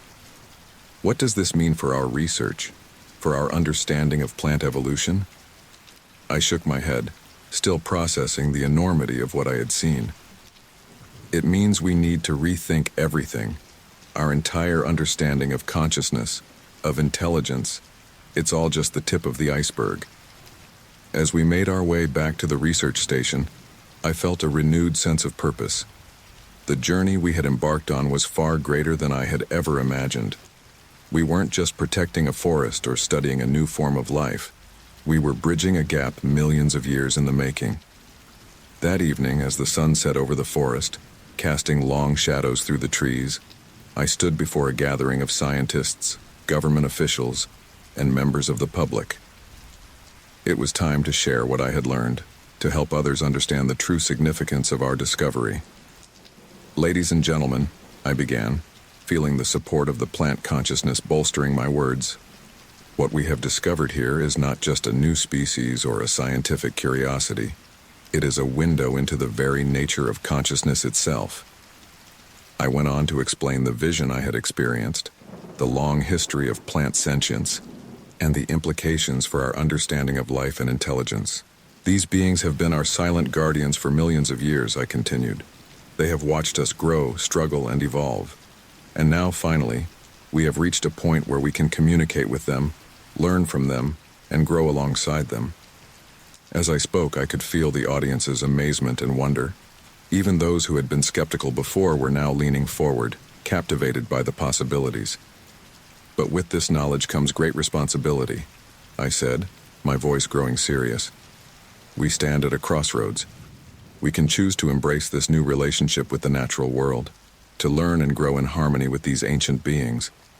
Or we can turn away, clinging to our old understanding and missing this incredible opportunity. I paused, looking out over the sea of faces. I believe we must choose the path of cooperation and mutual understanding. It won't be easy. There will be challenges, misunderstandings, and difficult decisions ahead. But the potential benefits, for science, for medicine, for our very understanding of life itself, are beyond measure. As I concluded my speech, the forest itself seemed to respond. A gentle breeze rustled through the leaves, carrying with it a sense of hope and possibility that everyone present could feel. In the days and weeks that followed, our work took on a new urgency and importance. Research teams from around the world flocked to the reserve, eager to learn and contribute. Government agencies worked to establish new laws and regulations to protect sentient plant species globally. And through it all, I found myself at the center, serving as a bridge between two worlds. It was a role I never could have imagined for myself, but one I embraced with all my heart. One evening, as I stood at the edge of the forest, watching the stars come out overhead, I felt a deep sense of contentment wash over me. The plant consciousness reached out, enveloping me in a feeling of gratitude and kinship. "We've come so far," I whispered to the trees, "but we have so much further to go." In response, I felt a surge of excitement and anticipation from the forest. The journey ahead would be long and challenging, but we would face it together. Two forms of life, so different yet so deeply connected, working in harmony to build a better future for all. As I turned to head back to the research station, I couldn't help but smile. My life had been transformed in ways I never could have imagined. I had become an ambassador between worlds, with the weight of both humanity's and the plant's futures resting on my shoulders. But I wasn't afraid. With the wisdom of the forest to guide me and the support of my fellow humans, I knew we could face whatever challenges lay ahead. The resolution we had reached was just the beginning. The crisp Montana air filled my lungs as I trudged up the steep trail, my boots crunching on the loose gravel. Glacier National Park stretched out before us, a vast expanse of rugged beauty that both exhilarated and humbled me. I glanced over at Lisa, her auburn hair pulled back in a messy ponytail, determination etched on her face as she navigated the difficult terrain. "How much further to the summit, Tom?" she called out, a hint of fatigue in her voice. I consulted our map, squinting in the bright afternoon sun. "Should be another mile or so. We're making good time." Lisa nodded, taking a swig from her water bottle. "Good. I can't wait to see that view you've been raving about." We had been planning this hike for months, a chance to escape the chaos of city life and reconnect with nature, and each other. Our relationship had been strained lately, the pressures of work and everyday life slowly driving a wedge between us. This trip was supposed to be our chance to rekindle that spark. As we rounded a bend in the trail, the trees thinned out, revealing a breathtaking vista of snow-capped peaks and pristine valleys. I reached for my camera, eager to capture the moment when a low, rumbling growl froze me in place. "Tom?" Lisa's voice was barely a whisper, her eyes wide with fear. "Please tell me that was your stomach." Slowly, I turned towards the sound, my heart pounding in my chest. There, not 20 feet away, stood a massive grizzly bear. Its brown fur was matted and scarred, evidence of countless battles fought and won. But it was the bear's eyes that truly terrified me, intelligent, almost human-like, and filled with unmistakable anger. "Lisa," I said, trying to keep my voice calm. "When I say run, I need you to run. Don't look back, just head straight down the trail, understand?" She nodded, her face pale with fear. The bear let out another growl, this one louder and more menacing. It took a step towards us, its massive paws leaving deep impressions in the soft earth. "Run!" I shouted, giving Lisa a push to get her started. We took off down the trail, our feet pounding against the rocky ground. I could hear the bear's heavy breathing behind us, punctuated by the occasional roar that sent shivers down my spine. Branches whipped at our faces as we crashed through the underbrush, desperation fueling our flight. "Tom!" Lisa cried out, her voice filled with panic. "It's gaining on us." I risked a glance back and immediately wished I hadn't. The bear was impossibly close, its hot breath practically on my heels. In that moment, I was certain we were going to die. Suddenly, the ground disappeared beneath my feet. We had run straight off the trail and into a small clearing, the sudden lack of obstacles causing us to stumble. Lisa and I fell hard, rolling across the forest floor before coming to a stop against a fallen log. Dazed and winded, I scrambled to my feet, pulling Lisa up with me, but it was too late. The bear had entered the clearing, effectively cutting off our escape route. We were trapped. "Lisa," I said, pushing her behind me, "if we don't make it out of this, I want you to know—" "Save it," she interrupted, her voice surprisingly steady. "We're not dying here. Not today." The bear approached slowly, almost leisurely, as if savoring our fear. It rose up on its hind legs, towering over us at nearly 10 feet tall. I closed my eyes, bracing for the inevitable attack, but it never came. Instead, a deep, rumbling voice filled the clearing, a voice that seemed to emanate from the bear itself. "Why have you come here?" My eyes snapped open in disbelief. Lisa's grip on my arm tightened, her nails digging into my skin. "Tom," she whispered, "please tell me you heard that too." I nodded, unable to form words. The bear, the talking bear, lowered itself back onto all fours, its intense gaze never leaving us. "I will ask you once more," it said, each word clear and distinct, despite coming from a muzzle never meant for human speech. "Why have you come to this place?" Finding my voice at last, I stammered out a reply. We're just hikers, tourists. We didn't mean any harm." The bear's eyes narrowed, and I felt as if it were looking straight into my soul. "Many come to these lands claiming peaceful intentions, yet leave destruction in their wake. How am I to know you are different?" Lisa stepped forward, her fear seemingly replaced by a mix of awe and curiosity. "We respect this land," she said, her voice growing stronger with each word. "We've always believed in preserving nature, in leaving no trace. We came here to connect with the wilderness, not to harm it." The bear was silent for a long moment, its massive head tilted slightly as if considering her words. Then, to our amazement, it sat back on its haunches, looking almost relaxed. "Your words ring true," it said, "but words alone are not enough. If you truly wish to prove your respect for this land and its guardians, you must be tested."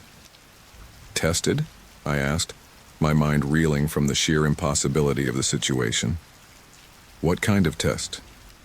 The bear's mouth curved into what I could have sworn was a smile, if bears could smile, that is.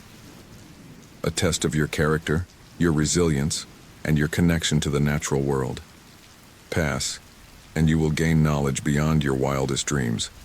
Fail, and—" It left the consequences unspoken, but the implication was clear. Lisa and I exchanged glances. This was insane. Talking bears, magical tests, it was like something out of a fairy tale. And yet, the bear before us was undeniably real, its presence commanding and undeniable. "Do we have a choice?" I asked, already knowing the answer. The bear shook its massive head. "You entered these lands of your own free will. Now you must face the consequences of that decision." As if on cue, the forest around us seemed to come alive. The trees swayed despite the lack of wind, their leaves whispering secrets in an ancient tongue. Shadows danced at the edge of my vision, hinting at creatures and spirits just beyond our perception. "Your test begins now," the bear announced, rising to its full height once more. "May your actions prove worthy of the trust placed in you." With those words, the clearing was plunged into an unnatural twilight. Lisa grabbed my hand, her fingers intertwining with mine. "Tom," she said, her voice a mix of fear and excitement, "what have we gotten ourselves into?" I squeezed her hand, drawing strength from her presence. "I don't know," I admitted, "but whatever happens, we're in this together." As we stood there, surrounded by the awakening forest and faced with challenges beyond our understanding, I couldn't shake the feeling that our lives had changed irrevocably. The hike we had planned as a simple getaway had become something far more profound. A journey that would test not just our survival skills, but the very essence of who we were. The bear, our guide, our judge, our potential executioner, watched us with those eerily intelligent eyes. The forest clearing, once bathed in the warm glow of afternoon sunlight, now pulsed with an otherworldly energy. Lisa's grip on my arm tightened, her fingers digging into my skin as we stared at the impossible sight before us. The massive grizzly bear, its fur shimmering with an ethereal light, regarded us with eyes that burned with ancient wisdom. I don't understand," I stammered, my mind reeling. "How is this possible?"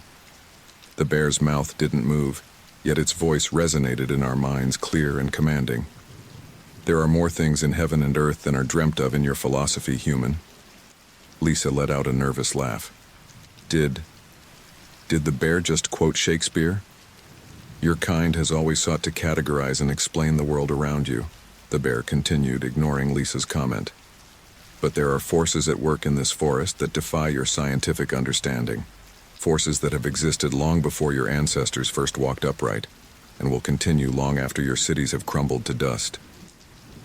I swallowed hard, trying to process the bear's words. "What do you want from us?" The bear's eyes narrowed, glowing with an intensity that made me want to look away. But I held its gaze, sensing that this too was part of the test. "I want you to prove your worth," it growled.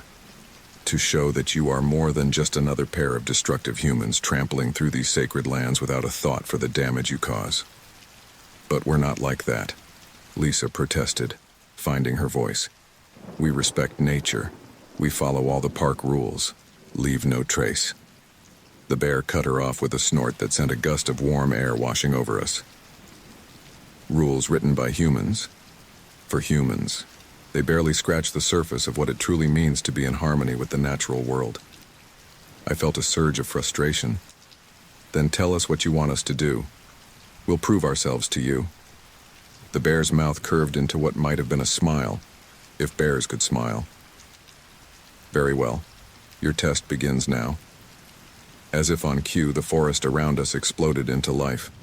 The trees seemed to grow taller, their branches reaching out like grasping fingers. Shadows danced at the edge of our vision, hinting at creatures just beyond our perception. And through it all, a cacophony of whispers filled the air, speaking in languages long forgotten by human ears. Lisa pressed closer to me, her eyes wide with a mixture of fear and wonder. "Tom, what's happening?" Before I could answer, the bear spoke again. "Listen to the forest. Feel its rhythms, its needs. Only then can you hope to pass the trials ahead." "Trials?" I asked, a knot of dread forming in my stomach. "What kind of trials?" But the bear was already fading from view, its form becoming translucent as it backed away into the shadowy undergrowth. 3 tasks you must complete before the sun rises. Fail, and you will join the countless others who have been claimed by these woods. Wait, I called out, but it was too late. The bear had vanished, leaving us alone in the surreal, pulsing forest.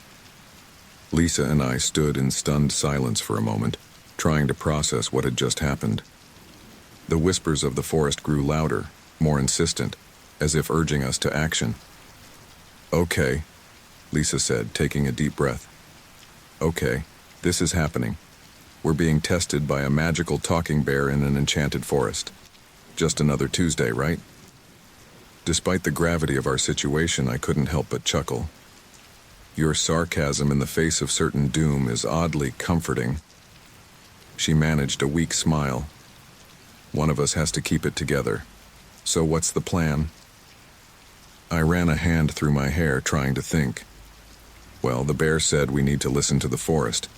Maybe if we just, I don't know, open ourselves up to it? Lisa nodded, closing her eyes. Worth a shot. It's not like we have any better ideas. I followed her lead, shutting my eyes and trying to quiet my racing thoughts. At first, all I could hear was the pounding of my own heart and the ragged sound of our breathing. But slowly, as I forced myself to relax, other sounds began to filter through. The rustling of leaves in a non-existent breeze, the scurrying of small creatures through the underbrush, and beneath it all, a low, pulsing rhythm that seemed to emanate from the earth itself. "Do you feel that?" Lisa whispered, her eyes still closed. "Yeah," I murmured. "It's like a heartbeat." Suddenly, a clear, crystalline voice cut through the whispers. "The first trial awaits. Follow the path of starlight." Our eyes snapped open. The clearing had changed once again. A faint silvery trail now wound its way through the trees, glowing with an inner light that reminded me of starshine. "I guess that's our cue," I said, gesturing towards the path. Lisa nodded, a determined look settling over her features. "Let's do this." We set off down the glowing trail, our footsteps muffled by the thick carpet of moss that seemed to have sprung up out of nowhere. The forest around us continued to shift and change, trees moving aside to clear our path one moment, then closing in threateningly the next. "What do you think the first trial will be?" Lisa asked as we walked. I shook my head. "No idea, but whatever it is, we'll face it together." She squeezed my hand. Together. After what felt like hours of walking, though it was impossible to tell how much time had actually passed in this strange twilight world, we emerged into another clearing. In the center stood an ancient oak tree, its trunk easily 20 feet in diameter. Carved into the bark was a series of strange symbols, glowing with the same silvery light as our path. "I think this is it," I said, approaching the tree cautiously. As we drew closer, the symbols began to shift and change, resolving themselves into words we could understand. "To pass this trial, you must give of yourselves, a sacrifice freely made to nourish the heart of the forest." Lisa frowned. "Give of ourselves? What does that mean?" I studied the words, a cold feeling settling in my stomach. I think it wants our blood." "What?" Lisa exclaimed. "No way. There has to be another interpretation." But even as she spoke, I noticed a sharp protrusion emerging from the tree's bark, a natural knife, honed to a wicked point. "I don't think we have a choice," I said grimly. "The bear warned us that failing these trials would be fatal. If a little blood is all it takes to pass this one, we should consider ourselves lucky." Lisa looked like she wanted to argue further, but instead she set her jaw and nodded. "You're right. So, who goes first?" I stepped forward. "I will." Taking a deep breath, I pressed my palm against the sharp protrusion. I winced as it pierced my skin, a trickle of blood running down my hand and onto the roots of the great oak. For a moment, nothing happened. Then, with a groaning sound that seemed to come from deep within the earth, the tree began to change. Its bark softened, taking on a warm, golden hue. Leaves sprouted from bare branches, unfurling in a matter of seconds. and most incredibly, flowers began to bloom. Not just on the oak, but on every tree and bush in sight. "Oh my God," Lisa breathed, her eyes wide with wonder. I stared at my hand in amazement. The cut had already healed, leaving not even a scar behind. "Your turn," I said softly. Lisa nodded, stepping up to the tree. She repeated my actions, pressing her palm to the protrusion. As her blood touched the roots, the transformation continued. The flowers grew larger, their petals shimmering with iridescent colors. Fruits appeared on the branches, ripening before our eyes. The very air seemed to grow thicker, filled with the scent of life and growth. As the changes slowed, then stopped, we stood in awe of the vibrant, lush forest that had replaced the eerie twilight world of just moments ago. "We did it," Lisa said, a note of pride in her voice. "We passed the first trial." I nodded, still somewhat dazed by the experience. "Yeah, but remember, the bear said there were 3 tasks. This is just the beginning." As if in response to my words, the whispers of the forest rose once again, guiding us towards our next challenge.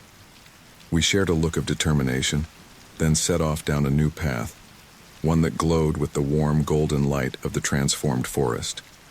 The first trial had tested our willingness to sacrifice. What the next 2 would demand of us, I couldn't begin to guess.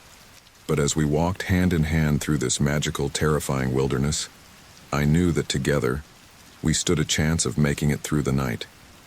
The golden glow of the transformed forest faded as we ventured deeper into the wilderness, guided by the unseen presence of the bear.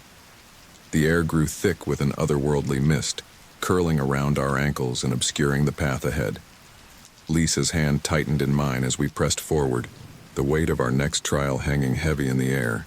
"Tom," Lisa whispered, her voice tight with tension, "do you get the feeling we're being watched?" I nodded, my eyes darting from tree to tree. The forest had taken on a distinctly sentient quality, the branches swaying without wind, leaves rustling in patterns that seemed almost like speech. Yeah, it's like the whole forest is alive. As if in response to my words, the mist suddenly thickened, swirling around us with increasing speed. I felt Lisa's hand slip from mine as the fog engulfed us completely. "Lisa!" I cried out, reaching blindly into the whiteness. "Lisa, where are you?" Her voice came back faint and distant. "Tom, I can't see you. What's happening?" Before I could respond, the mist cleared as quickly as it had appeared. But Lisa was gone, leaving me alone in a forest that seemed to have transformed once again. The trees loomed larger, their bark darker and more gnarled. The very air felt charged with an electric tension that made the hair on my arms stand on end. "Lisa!" I called out again, my voice echoing unnaturally in the dense woods. No response came. The bear's voice rumbled through my mind, startling me. "Your second trial begins now. Face the challenges of the forest alone and prove your worth." "Wait!" I shouted, spinning around, trying to locate the source of the voice. "What have you done with Lisa? Where is she?" "She faces her own trials," the bear's voice replied, fading away. "As must you." As the last echoes of the bear's words dissipated, the forest around me sprang into motion. Roots erupted from the ground, writhing like serpents. Branches reached down, grasping at my clothes and hair. I stumbled backward, narrowly avoiding a tangle of vines that shot out from a nearby tree. "Okay, Tom," I muttered to myself, trying to calm my racing heart. "You can do this. Just listen to the forest, right?" I closed my eyes, trying to center myself as I had during the first trial. The chaotic sounds of the animated forest faded, replaced by a deep, thrumming pulse, the heartbeat of the woods I had sensed earlier.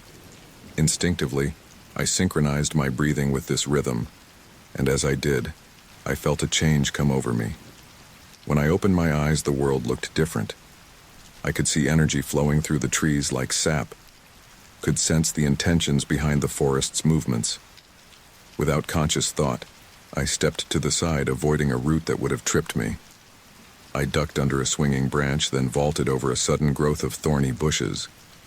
Moving with a grace and agility I'd never possessed before, I navigated through the forest's obstacles. Each challenge seemed to flow into the next, leaping across suddenly appearing chasms, climbing trees that grew to impossible heights in seconds, swimming through rivers that materialized out of nowhere. As I faced each new trial, I felt myself changing, adapting. My senses sharpened, my reflexes quickened, and I began to understand the forest in ways I never thought possible. I could communicate with the plants and animals, not through words, but through a deep, instinctual connection. Hours seemed to pass, though time had little meaning in this enchanted realm. Just when I thought I couldn't face another challenge, the forest stilled. I found myself in a small clearing, panting and exhausted, but filled with a sense of accomplishment and wonder. The bear's voice returned, tinged with what sounded like approval. "You have listened well and learned much, but your trial is not yet complete. Now, you must find your companion and guide her to safety." As the voice faded, I felt a tug in my mind, a sense of direction pulling me towards Lisa. Without hesitation, I set off, moving through the forest with newfound ease. Trees bent out of my way, roots smoothed my path, and birds called out directions I somehow understood. Finally, I burst into another clearing and saw Lisa. She was surrounded by a whirlwind of leaves and petals, her eyes closed in concentration, her hands moving in intricate patterns as she seemed to direct the flow of nature around her. "Lisa," I called out. Her eyes snapped open, the whirlwind dissipating as her concentration broke. "Tom," she cried, running towards me. We embraced, the relief of reunion washing over us. As we pulled apart, I noticed changes in Lisa that mirrored my own. Her eyes held a new depth of understanding, and there was an aura of natural energy around her that I could now perceive. "You look different," she said, studying my face. I laughed softly. "So do you. I guess we've both been through quite an ordeal." Lisa nodded, her expression a mix of excitement and disbelief. "Tom, the things I've seen, what I've learned, it's incredible. I can feel the life force of every plant and creature around us. I communicated with a centuries-old tree, learned secrets of growth and healing that modern science hasn't even dreamed of." "I know what you mean," I replied, sharing my own experiences. As we talked, I realized that while our trials had been different, they had changed us in similar ways, attuning us to the natural world in profound and unexpected ways. Our conversation was interrupted by the now familiar rumble of the bear's voice. "You have both proven yourselves individually. Now for your final trial, you must work together to find your way out of the heart of the forest. Use your new abilities wisely, for the path is treacherous and ever-changing." As the voice faded, the clearing around us began to shift and warp. Trees uprooted themselves and moved, creating a constantly changing maze. The ground beneath our feet alternated between solid earth, treacherous bogs, and narrow stone bridges over seemingly bottomless chasms. Lisa and I shared a determined look. "Together?" she asked, holding out her hand. I took it, feeling the pulse of the forest's energy flowing between us. Together. We set off into the shifting landscape, our newfound abilities working in perfect harmony. Where I could sense the safest path through the moving trees, Lisa could communicate with the plants to hold still momentarily. When faced with a raging river, I could read the currents to find the best crossing point, while Lisa could calm the waters to ease our passage. As we progressed, the challenges grew more intense. We faced illusions that tried to lead us astray, creatures of living shadow that sought to separate us, and temptations of power that promised an easy way out if we'd only abandon our partner. Through it all, we held fast to each other and to the lessons we'd learned. We listened to the forest, respected its power, and worked with nature rather than trying to dominate it. Finally, after what felt like both an eternity and no time at all, we emerged from the dense woods into a meadow bathed in the first light of dawn. The bear stood waiting for us, its form more solid and real than we'd yet seen it. "You have passed all 3 trials," it said, its voice filled with a warmth we hadn't heard before. You have proven yourselves worthy of the forest's secrets and its protection. Lisa and I stood hand in hand, exhausted but exhilarated. What happens now? I asked.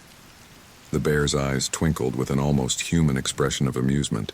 Now, young guardians, your real journey begins. The forest has chosen you, has changed you. You will never see the world the same way again. As the sun rose higher, casting its golden light across the meadow, Lisa and I looked at each other, seeing the truth of the bear's words reflected in each other's eyes. We had entered these woods as simple hikers, seeking a brief escape from our everyday lives.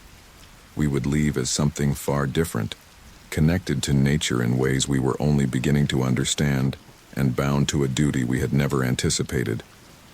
The forest whispered around us, no longer threatening but welcoming, like coming home after a long journey. As the first rays of sunlight pierced through the canopy, bathing the forest in a golden glow, Lisa and I stood before the bear, our minds still reeling from the night's trials. The massive grizzly regarded us with those impossibly intelligent eyes, and I couldn't shake the feeling that we were on the cusp of yet another revelation. You have proven yourselves worthy, the bear rumbled, its voice carrying the weight of ages. Now, it is time for you to understand the true nature of this forest and the role you are to play. Before our astonished eyes, the bear's form began to shimmer and shift. Its fur seemed to dissolve into motes of light, swirling and coalescing into a new shape. Where once stood a grizzly, there now towered a being of pure, radiant energy. It was vaguely humanoid in form, but its edges were indistinct, constantly shifting like the aurora borealis. At its core, I could see what looked like a miniature galaxy, stars and nebulae swirling in cosmic dance. Lisa's hand tightened in mine, her voice a whisper of awe. Tom, are you seeing this? I nodded, unable to form words. The being before us radiated an aura of ancient power that made my newfound connection to nature feel like a drop in the ocean. When it spoke again, its voice seemed to come from everywhere and nowhere at once, reverberating through the very fabric of reality. I am Eldrath, guardian of this forest, since before your kind first walked upright.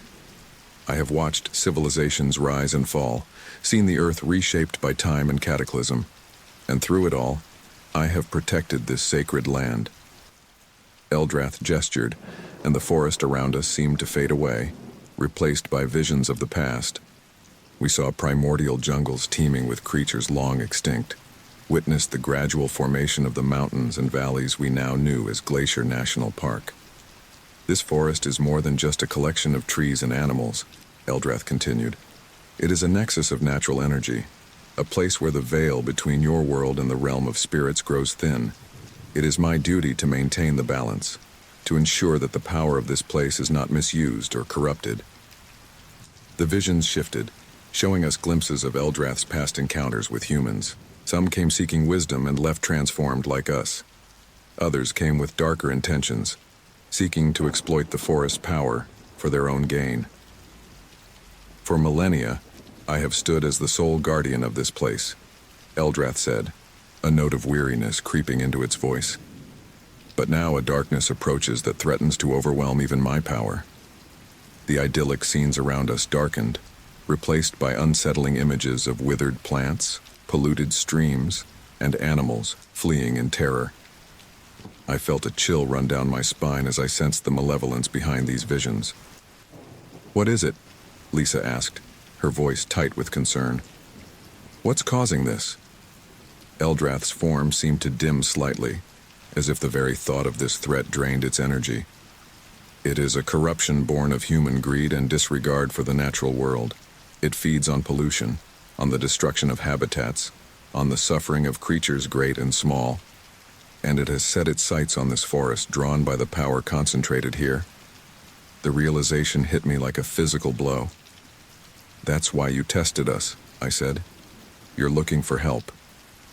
Eldrath nodded, its starry core pulsing in confirmation.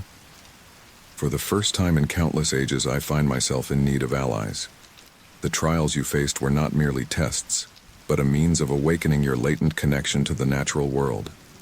You have been chosen, Tom and Lisa, to stand alongside me as guardians of this forest. Lisa and I exchanged glances, the weight of this responsibility settling over us. It was one thing to experience a night of magical trials, to discover a hidden world within our familiar reality. It was quite another to be told we had a destiny to fulfill, a sacred duty to protect this land from an encroaching darkness. But we're just ordinary people, Lisa protested, though I could hear the uncertainty in her voice. How can we possibly help against something so powerful? Eldrath's form brightened, and I felt a wave of reassurance wash over us. You are far from ordinary, even if you do not yet realize it. The abilities you discovered during your trials are just the beginning. With time and training, you will grow into your roles as guardians. As if to demonstrate, Eldrath reached out with tendrils of energy, touching our foreheads gently. In that instant, I felt a surge of power unlike anything I'd experienced before. My awareness expanded, and I could suddenly sense every tree, every blade of grass, every creature for miles around. I could feel the flow of water underground, the slow growth of moss on rocks, the dance of insects in the air. Beside me, Lisa gasped, and I knew she was experiencing the same overwhelming sensations. When the moment passed, leaving us breathless and dizzy, I looked at her with new eyes. She seemed to glow with an inner light, and I could see threads of energy connecting her to the forest around us. This is but a fraction of what you will be capable of, Eldrath said. But power alone is not enough. To truly protect this forest, you must understand it, love it, and be willing to sacrifice for it. The path ahead will not be easy. As the sun climbed higher in the sky, casting long shadows through the trees, I felt the enormity of the choice before us.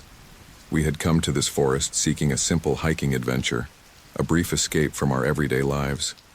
Now we were being asked to become something more, to take on a responsibility that would irrevocably change the course of our lives. I looked at Lisa, searching her face for any sign of doubt or hesitation. Instead, I saw determination and a spark of excitement in her eyes that mirrored my own feelings. "What do you think?" I asked softly. "Can we really do this?" Lisa squeezed my hand, a smile playing at the corners of her mouth. "I think we'd be crazy to say no. We've been given a chance to make a real difference to protect something truly important. Besides," she added with a hint of her usual humor, "how many people can say they've been personally recruited by an ancient forest spirit?" I couldn't help but laugh, feeling some of the tension ease from my shoulders. "When you put it that way, how can we refuse?" We turned back to Eldrath, who had been waiting patiently for our decision. The being's form seemed to brighten in anticipation. "We'll do it," I said, my voice growing stronger with each word. "We'll help you protect the forest." Lisa nodded in agreement. "Whatever it takes, we're in." Eldrath's form pulsed with what I could only interpret as joy and relief. "You have made a wise choice, young guardians. Know that in accepting this role, you bind yourselves not just to me, but to the forest itself. Its fate will be your fate, its triumphs and struggles your own." As Eldrath spoke, I felt something shift within me, as if the last pieces of a puzzle were falling into place. The connection to the forest that had been awakened during our trials now felt permanent, an integral part of who I was. "What happens now?" Lisa asked, her voice filled with a mixture of excitement and trepidation. Eldrath's form began to fade, merging back into the forest around us. "Now, your true journey begins. Return to your world, but know that you carry a piece of this forest with you always. When the time comes, you will be called upon to fulfill your duty as guardians." As Eldrath disappeared entirely, leaving us alone in the clearing, the first rays of true daylight broke through the trees. The forest looked different now, more vibrant, more alive. Or perhaps it was our perception that had changed.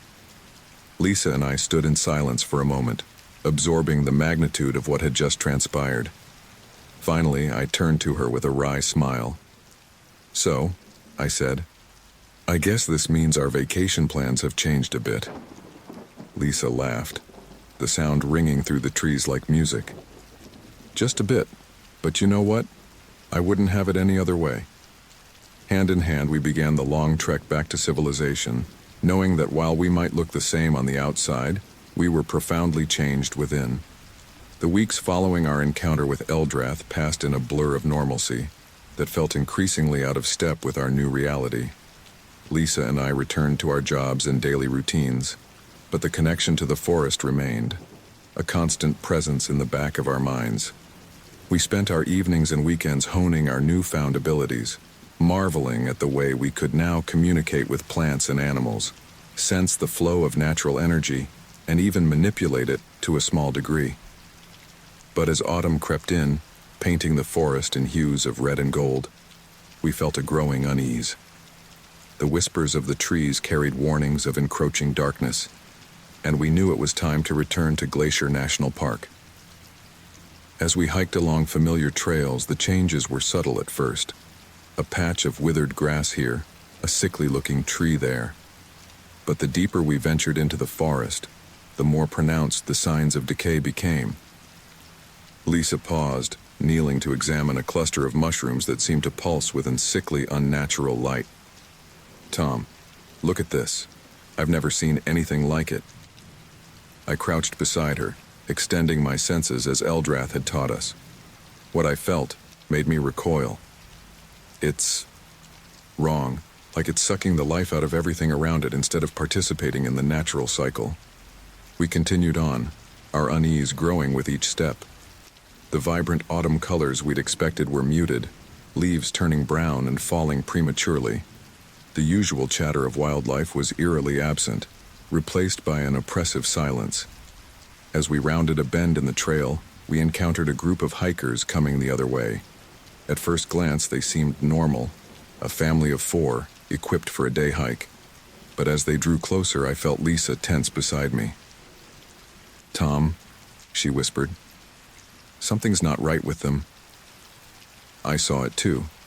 Their movements were stiff, almost mechanical, and their eyes were vacant, devoid of any spark of life or consciousness. "Hello there," I called out, trying to keep my voice casual. "Nice day for a hike, isn't it?" The family stopped, turning to face us in perfect unison. When the father spoke, his voice was flat and emotionless.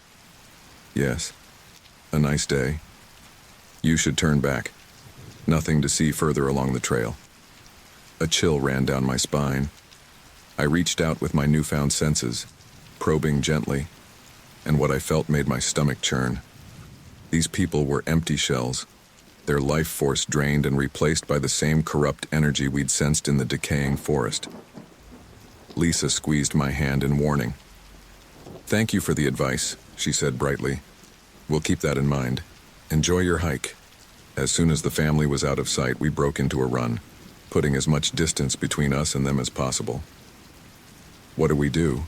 Lisa panted as we ran. "We can't just leave them like that." I shook my head, my mind racing. "I don't know.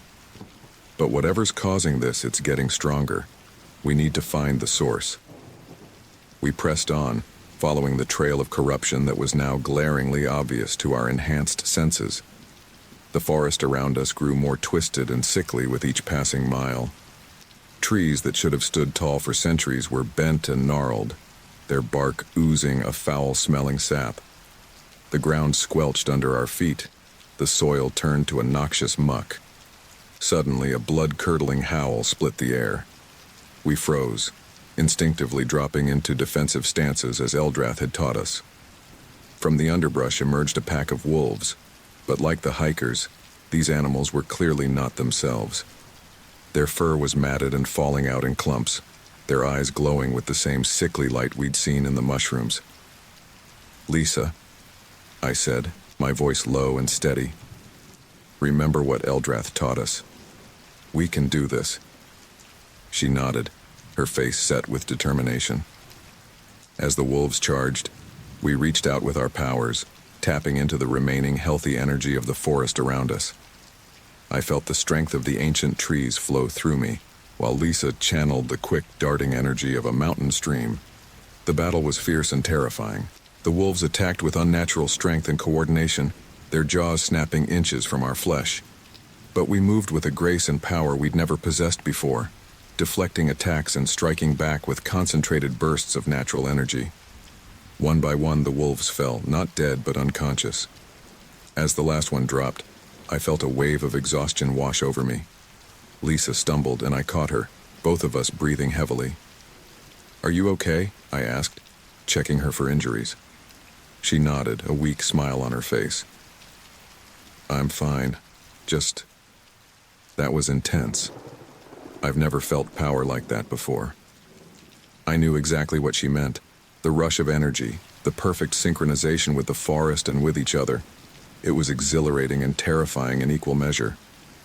As our breathing steadied, we became aware of a low, pulsing hum emanating from somewhere nearby. Following the sound, we pushed through a thick tangle of corrupted vegetation and found ourselves at the mouth of a cave. The entrance was partially hidden by overgrown vines, but there was no mistaking the malevolent energy pouring out of it. The air around the cave shimmered with heat haze, despite the cool autumn temperature. "This has to be it," Lisa said, her voice hushed. "The source of the corruption." I nodded, a knot of dread forming in my stomach. Eldrath warned us about this, a darkness born of human greed and disregard for nature. Whatever's in there, it's powerful. Lisa squared her shoulders, a look of fierce determination on her face. "Then we have to stop it. We're the Guardians now, remember? This is what we signed up for." She was right, of course. But as we stood there, preparing to enter the cave and face whatever horror awaited us, I couldn't shake a terrible feeling of foreboding. The corruption we'd seen so far was bad enough, but I sensed that it was just the tip of the iceberg. Whatever lurked in the depths of that cave was on a whole other level. "Lisa," I said, taking her hand, "before we go in there, I need you to promise me something." She looked at me, her eyes questioning. If things go wrong, if it looks like we can't both make it out, I want you to run. Get back to Eldrath, warn him about what's happening here." "Tom, no," she protested. "We go in together, we come out together, I'm not leaving you behind." I shook my head, my voice firm. "One of us has to survive this, to carry on the fight if necessary. Promise me, Lisa." She held my gaze for a long moment, then nodded reluctantly. "Okay, I promise. But the same goes for you, understand? If it comes down to it, you get out and leave me behind." The thought of abandoning Lisa made my heart clench, but I knew she was right. We had a responsibility now that was bigger than either of us. "I promise," I said softly. We stood there for a moment longer, hands clasped, drawing strength from each other and from the forest around us. Then, with a shared nod of determination, we stepped into the cave mouth. The corrupted energy hit us like a physical force, nearly driving us to our knees. The walls pulsed with that sickly light we'd seen before, and the air was thick with a miasma that made breathing difficult. But we pressed on, deeper into the earth, towards the source of the darkness that threatened to consume everything we'd sworn to protect. As we ventured further into the cave, the oppressive atmosphere grew stronger. The rock walls seemed to close in around us, and more than once I could have sworn I heard whispering voices just at the edge of hearing, tempting us to turn back, to give in to despair. But we held firm, our resolve strengthened by our connection to each other and to the forest we'd sworn to protect. Whatever awaited us in the depths of this cave, we would face it together, as guardians of the land and champions of nature itself. The deeper we ventured into the cave, the more oppressive the atmosphere became. The walls seemed to pulse with a sickly, otherworldly light, casting writhing shadows that played tricks on our eyes. The air grew thick and heavy, each breath a struggle against the miasma of corruption that permeated everything. Lisa's hand tightened in mine as we navigated a particularly narrow passage. "Tom," she whispered, her voice tight with tension. "Do you hear that?"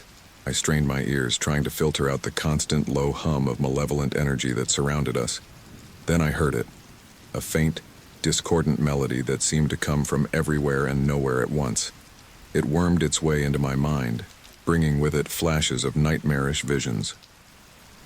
"Try to block it out," I said, gritting my teeth against the assault on our senses. "Remember what Eldrath taught us about mental shielding." We pressed on, using our newfound abilities to create a barrier of natural energy around our minds. It helped, but the strain of maintaining the shield while navigating the treacherous terrain was exhausting. The passage opened into a vast cavern, its ceiling lost in shadows high above. Strange, phosphorescent fungi clung to the walls, their glow revealing glimpses of ancient cave paintings that seemed to move when viewed from the corner of the eye. "Look," Lisa said, pointing to a series of tunnels branching off from the main cavern. "Which way do you think we should go?" I was about to respond when a low rumble shook the ground beneath our feet. Dust and small rocks began to rain down from above. "Cave in!" I shouted, pulling Lisa towards the nearest tunnel entrance. "Run!" We sprinted forward as the rumbling grew louder. Just as we reached the tunnel, a massive section of the cavern ceiling collapsed. I felt Lisa's hand torn from mine as we were violently separated by a wall of falling rock. "Lisa," I screamed, coughing in the thick cloud of dust. "Lisa, can you hear me?"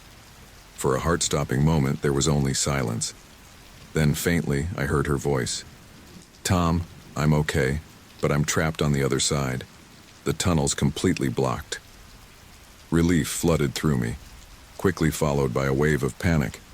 We were separated in this maze of corruption, with no way to reach each other.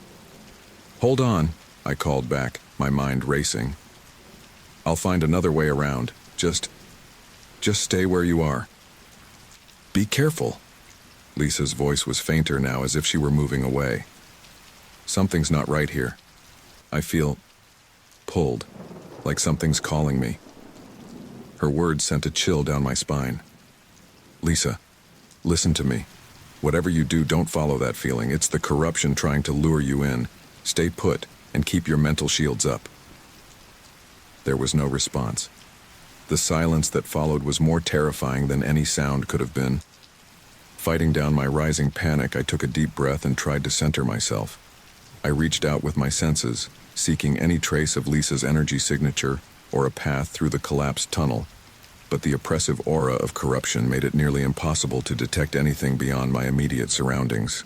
With no other choice, I pressed on into the tunnel, hoping to find another way to reach Lisa. The passage twisted and turned, branching off into smaller side tunnels that looked more like veins in some vast, diseased organism than natural formations. As I walked, I became aware of a faint whisper at the edge of my hearing. At first, I thought it was just another trick of the cave, like the maddening melody we'd heard earlier. But as I focused on it, I realized it was familiar. The voice of the forest, barely audible through the layers of corruption. "Guide me," I whispered, opening myself to the faint thread of natural energy. "Help me find Lisa." The whisper grew slightly stronger, urging me down one passage and then another. I lost all sense of time and direction, trusting entirely in this tenuous connection to the world above. After what felt like hours of wandering, the tunnel suddenly opened into a vast underground chamber. I stumbled to a halt, my mind struggling to process what I was seeing. Before me stretched an entire city, its architecture unlike anything I'd ever seen. Buildings of impossible geometry rose into the darkness, their surfaces covered in pulsing, vein-like patterns of corrupt energy. Streets and bridges crisscrossed at mind-bending angles, defying the laws of physics. And there were people, or what had once been people. Ghostly, twisted figures moved through the streets, their forms flickering and distorting like bad television reception. Some appeared almost normal from a distance, only to reveal horrifically warped features up close. Others were barely recognizable as humanoid, their bodies mutated into nightmarish new forms. "What is this place?" I breathed, my voice barely a whisper. As if in response, a chorus of whispers filled my mind, fragments of ancient memories and forgotten lore. This city had once been a thriving center of mystical knowledge, its inhabitants seekers of arcane wisdom. But they had delved too deep, tapping into forces they couldn't control. The corruption had taken root here long ago, twisting the city and its people into this nightmare realm. I wanted to turn back, to flee from this abomination. But the faint whisper of the forest urged me forward. Lisa was here, somewhere in this corrupted metropolis. Steeling myself, I began to make my way through the city streets. I moved as quietly as possible, using every ounce of my newfound abilities to avoid detection. The twisted inhabitants seemed largely oblivious to my presence, lost in their own maddened existence. As I neared the center of the city, I felt a surge of familiar energy. Lisa was close. I quickened my pace, hope and dread warring in my chest. Finally, I emerged into a vast central plaza dominated by a towering structure that pulsed with dark power. And there, at the base of the structure, stood Lisa. Relief flooded through me. "Lisa!" I called out, rushing towards her. She turned and my steps faltered. Something was wrong. Her posture was too stiff, her movements unnaturally smooth. And her eyes glowed with the same sickly light that permeated this corrupted realm. "Tom," she said, her voice a discordant blend of Lisa's familiar tones and something alien. "I'm so glad you're here. Isn't it wonderful? Can't you feel the power?" I approached cautiously, my heart pounding. "Lisa, this isn't you. Whatever's happened, whatever's controlling you, we can fight it. Remember who you are, what we came here to do." A fleeting expression of confusion crossed her face, quickly replaced by a beatific smile that was somehow more terrifying than any snarl. "But I remember perfectly, Tom. We came to save the forest, and now I understand this is how we do it. We embrace the power, use it to reshape the world into something better." She held out her hand, corrupt energy crackling around her fingers. "Join me, Tom. Together we can remake everything. No more destruction, no more greed. We'll wipe the slate clean and start anew." I shook my head, taking a step back. "That's the corruption talking, Lisa. This isn't the way. Think about Eldrath, about the forest. This power isn't natural, it's consuming everything, twisting it into this." I gestured at the nightmarish city around us. For a moment I thought I saw a flicker of doubt in her eyes. But then her expression hardened. "If you won't join me willingly, then I'll have to convince you." She raised her hands and I felt the corrupt energy gathering around her. The whisper of the forest in my mind rose to a desperate crescendo, urging me to act.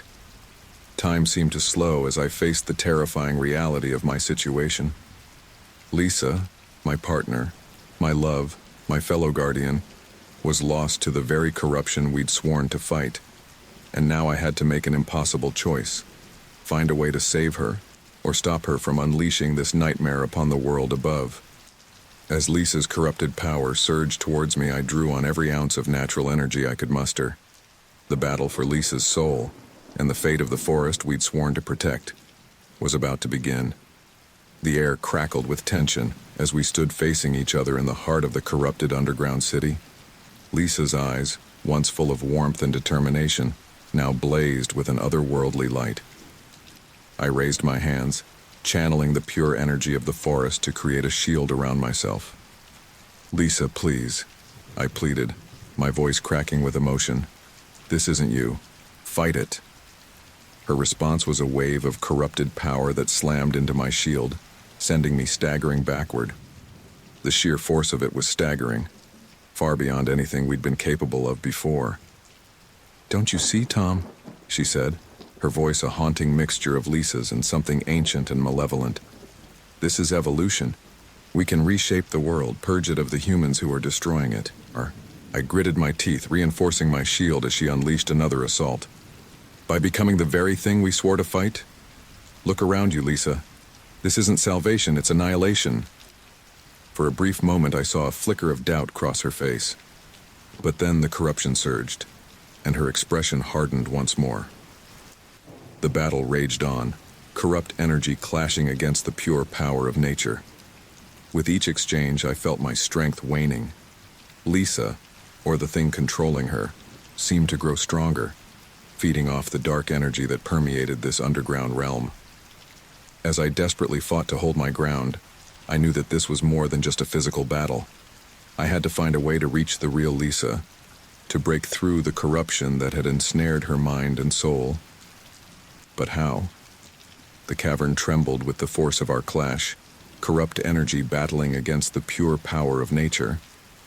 Lisa, or rather the entity wearing her face, advanced relentlessly, each step leaving a trail of withering corruption in her wake. "Why do you resist, Tom?" she asked, her voice a dissonant blend of Lisa's familiar tones and something ancient and malevolent. "Can't you see the potential? With this power, we could reshape the world, purge it of the rot that humans have spread." I gritted my teeth, channeling every ounce of natural energy I could muster into a protective barrier. "That's not reshaping, Lisa, it's destruction. Look around you. This isn't salvation, it's annihilation." Her laughter echoed through the cavern, a sound that chilled me to my core. "Annihilation? No, my love. This is transcendence." With a gesture, Lisa summoned a wave of corrupted energy that crashed against my shield. I staggered back, feeling the barrier crack under the assault.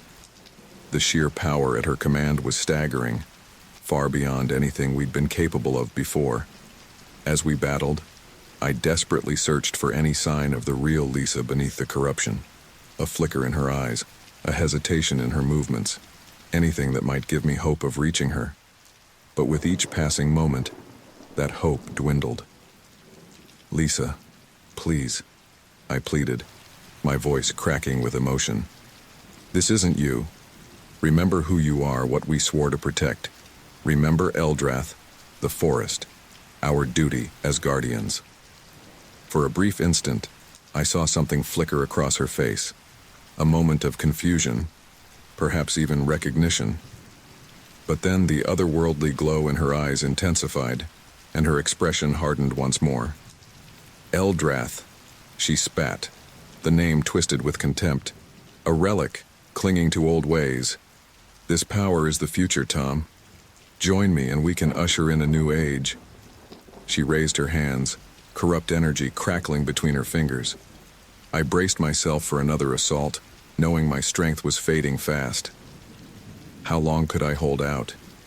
And even if I could, what then? The thought of harming Lisa, even to save her, was almost unbearable. Just as Lisa was about to unleash another wave of power, a familiar roar shook the cavern. A blinding light erupted between us, coalescing into the shimmering, ethereal form of Eldrath. "Eldrath," I gasped, relief and hope surging through me. The ancient guardian's form pulsed with power, pushing back the encroaching corruption. When it spoke, its voice resonated with the wisdom of ages. "Young guardians, my heart aches to see you like this." Lisa snarled, her corrupted form recoiling from Eldrath's radiance. "Stay out of this, old one. Your time is past." Eldrath's gaze fell upon Lisa, filled with infinite sadness. "Oh, child, what have they done to you?" Turning to me, Eldrath's voice took on an urgent tone. "Tom, listen carefully. The corruption has taken deep root in Lisa, but all is not lost. There is a way to save her, to purge the darkness from her soul." Hope flared in my chest. "Tell me, I'll do anything to bring her back." "Anything?" Eldrath's form seemed to dim slightly. "Be certain, young guardian. The price is steep. To save Lisa, you must be willing to make the ultimate sacrifice." The implications of Eldrath's words hit me like a physical blow. "You mean..." Eldrath nodded solemnly. "Your life force, freely given, can drive out the corruption and restore Lisa. But the cost? It may well be your own existence." Time seemed to stand still as the weight of the choice before me settled on my shoulders. To save Lisa, to fulfill my duty as a guardian and protect the forest from this corruption, but at the cost of my own life? Lisa's corrupted form laughed, the sound echoing unnaturally through the cavern. How touching, but futile. This power is beyond anything you can imagine, Old One. We are the future. She unleashed a torrent of corrupt energy at Eldrath. The ancient guardian deflected the assault, but I could see the effort it cost. Even Eldrath's power had limits against this darkness. I closed my eyes, centering myself in the midst of chaos. I thought of Lisa, her smile, her determination, the way her eyes lit up when she talked about protecting nature. I thought of the forest, of the life and beauty we had sworn to safeguard, and I knew, with a clarity that cut through doubt and fear, what I had to do. Opening my eyes, I met Eldrath's gaze and nodded. "Tell me what to do." Eldrath's form brightened, radiating approval and sorrow in equal measure. "Open yourself fully to the forest, young guardian. Let its energy flow through you without reservation. Direct that power into Lisa, not to fight the corruption, but to nurture the spark of her true self that still remains. It will be painful and the outcome is uncertain, but it is her only chance." I took a deep breath, steeling myself for what was to come. Then I dropped all barriers, all restraint, opening myself completely to the energy of the forest. It flooded into me, a torrent of life and power beyond anything I had ever experienced. Every cell in my body sang with it, every breath a symphony of nature's glory. Turning to Lisa, I saw her corrupted form falter, sensing the change. "What are you doing?" she hissed, uncertainty creeping into her voice for the first time. "Saving you," I said simply. Then I released the flood of natural energy, directing it not as a weapon, but as an offering of pure, unconditional love. The pain was immediate and all-consuming. It felt as if every atom of my being was being torn apart and reassembled. Through the haze of agony, I saw the energy engulf Lisa, surrounding her in a cocoon of radiant, living light.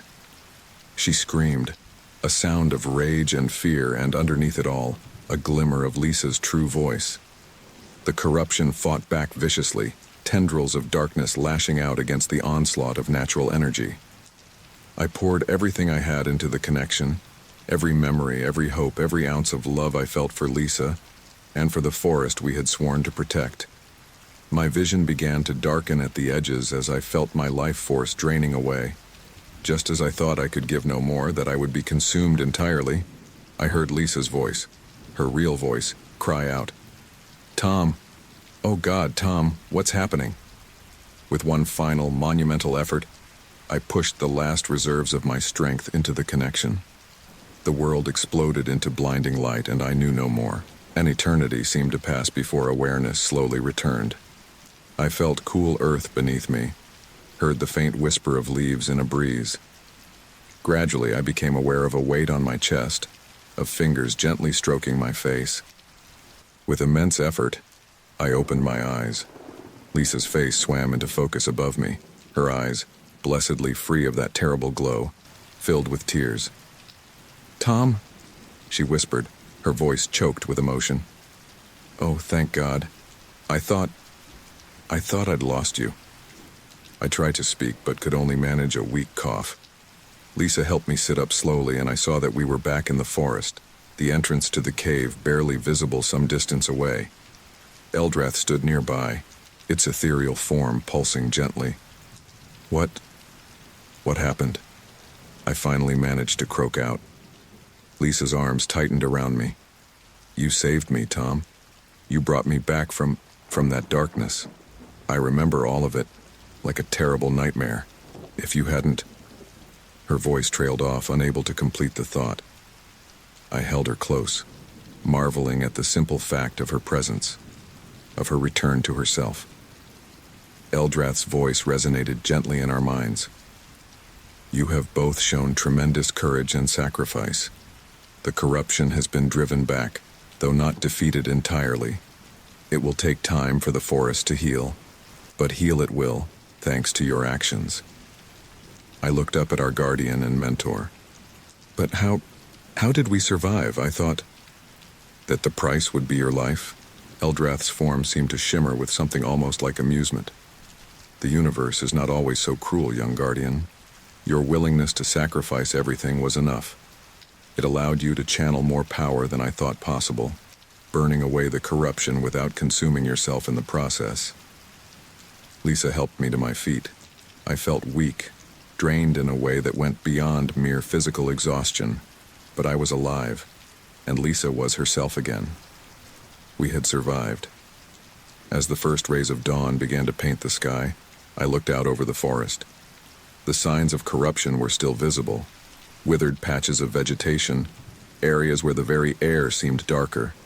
But already, I could sense the forest beginning to heal, life and vitality slowly returning. Lisa's hand found mine, our fingers intertwining. "What now?" she asked softly. I squeezed her hand, drawing strength from her presence. "Now, we heal. We help the forest recover. And we prepare, because something tells me this fight isn't over." Eldrath nodded solemnly. "Wise words, young guardian. The darkness has been driven back, but not destroyed. It will return in time, perhaps in new forms. But you have proven yourselves true guardians of the forest.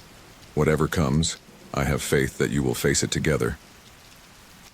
As we stood there, watching the new day dawn over the forest we had sworn to protect, I felt a profound sense of both accomplishment and trepidation. We had faced our first great trial as guardians and emerged victorious, but at great cost. The road ahead would not be easy, but as I looked at Lisa, saw the determination and love shining in her eyes, I knew that whatever challenges awaited us, we would face them side by side. The forest whispered around us, its gratitude and renewed vitality a balm to our weary spirits. We had made our choice, paid the price, and emerged transformed. As Lisa and I emerged from the cave, blinking in the bright sunlight, we were struck speechless by the transformation before us. The forest, which had been withering under the influence of corruption just hours ago, now pulsed with vibrant life and energy. The trees stood taller, their leaves a richer green than I'd ever seen. Flowers bloomed in brilliant bursts of color, and the air was filled with the songs of returning birds. "It's incredible," Lisa breathed, her eyes wide with wonder. "I can feel it, Tom. The forest is singing." I nodded, equally awestruck. The connection to the land that we'd developed during our trials now felt stronger than ever. I could sense the flow of life energy through every tree, every blade of grass. It was overwhelming and beautiful. The shimmering form of Eldrath materialized before us, its bear-like shape radiating approval and pride. "Well done, young guardians. Your sacrifice has driven back the corruption and sparked a rebirth of the forest." "Thank you, Eldrath," I said, bowing my head slightly. "We couldn't have done it without your guidance." Lisa stepped forward, her face etched with a mix of gratitude and concern. "Is it over then? Have we defeated the corruption for good?"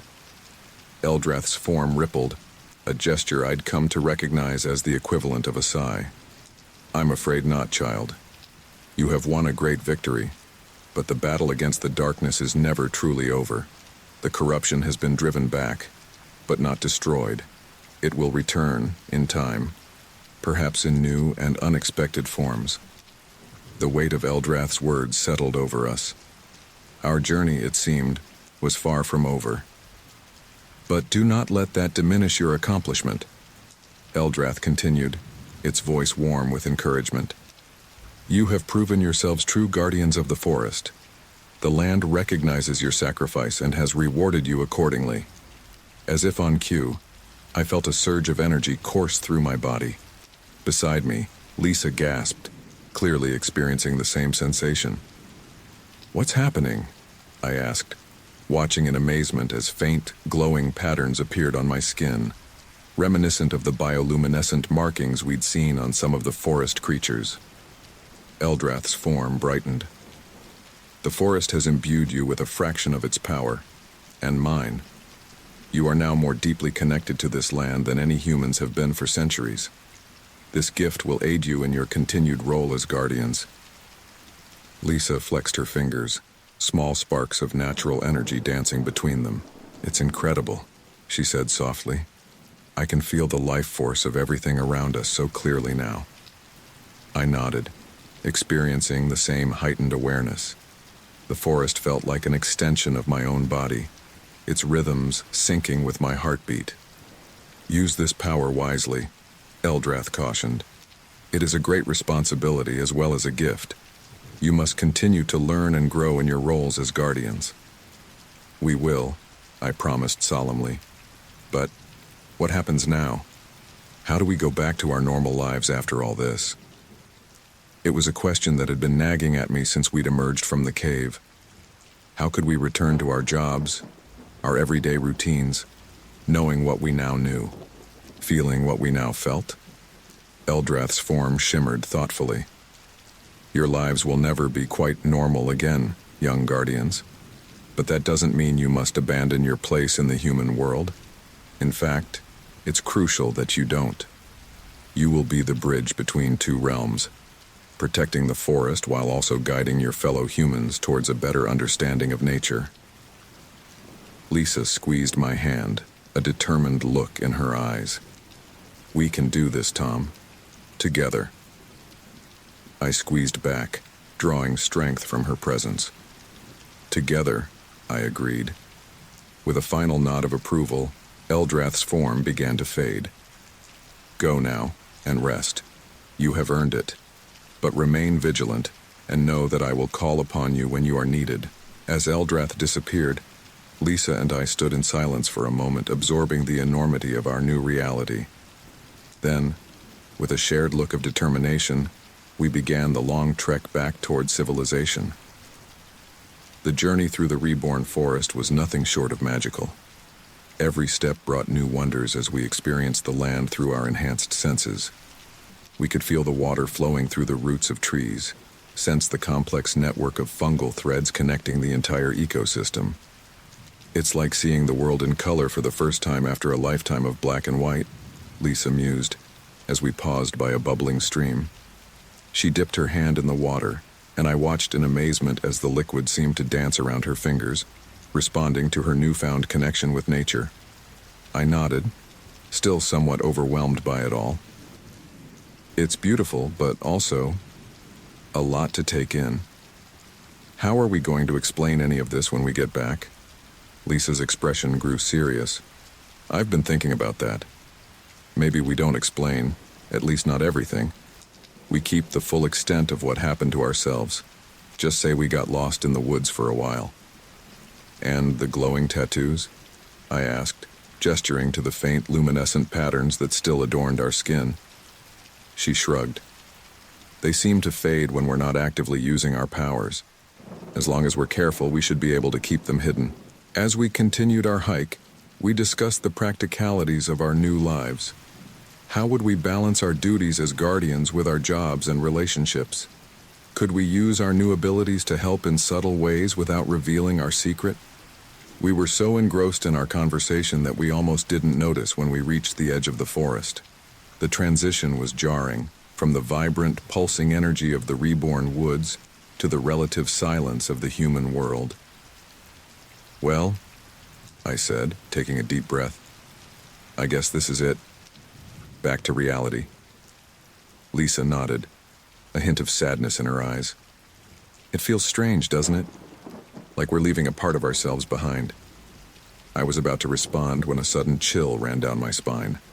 The newfound connection to the forest screamed a warning in my mind, and I instinctively dropped into a defensive stance. Tom?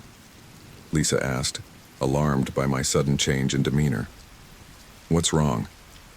I don't know, I said, my eyes scanning the tree line. But something's not right. Can't you feel it? Lisa closed her eyes, concentrating. When she opened them again, they were wide with concern. You're right. It's like a void, an absence where there should be life.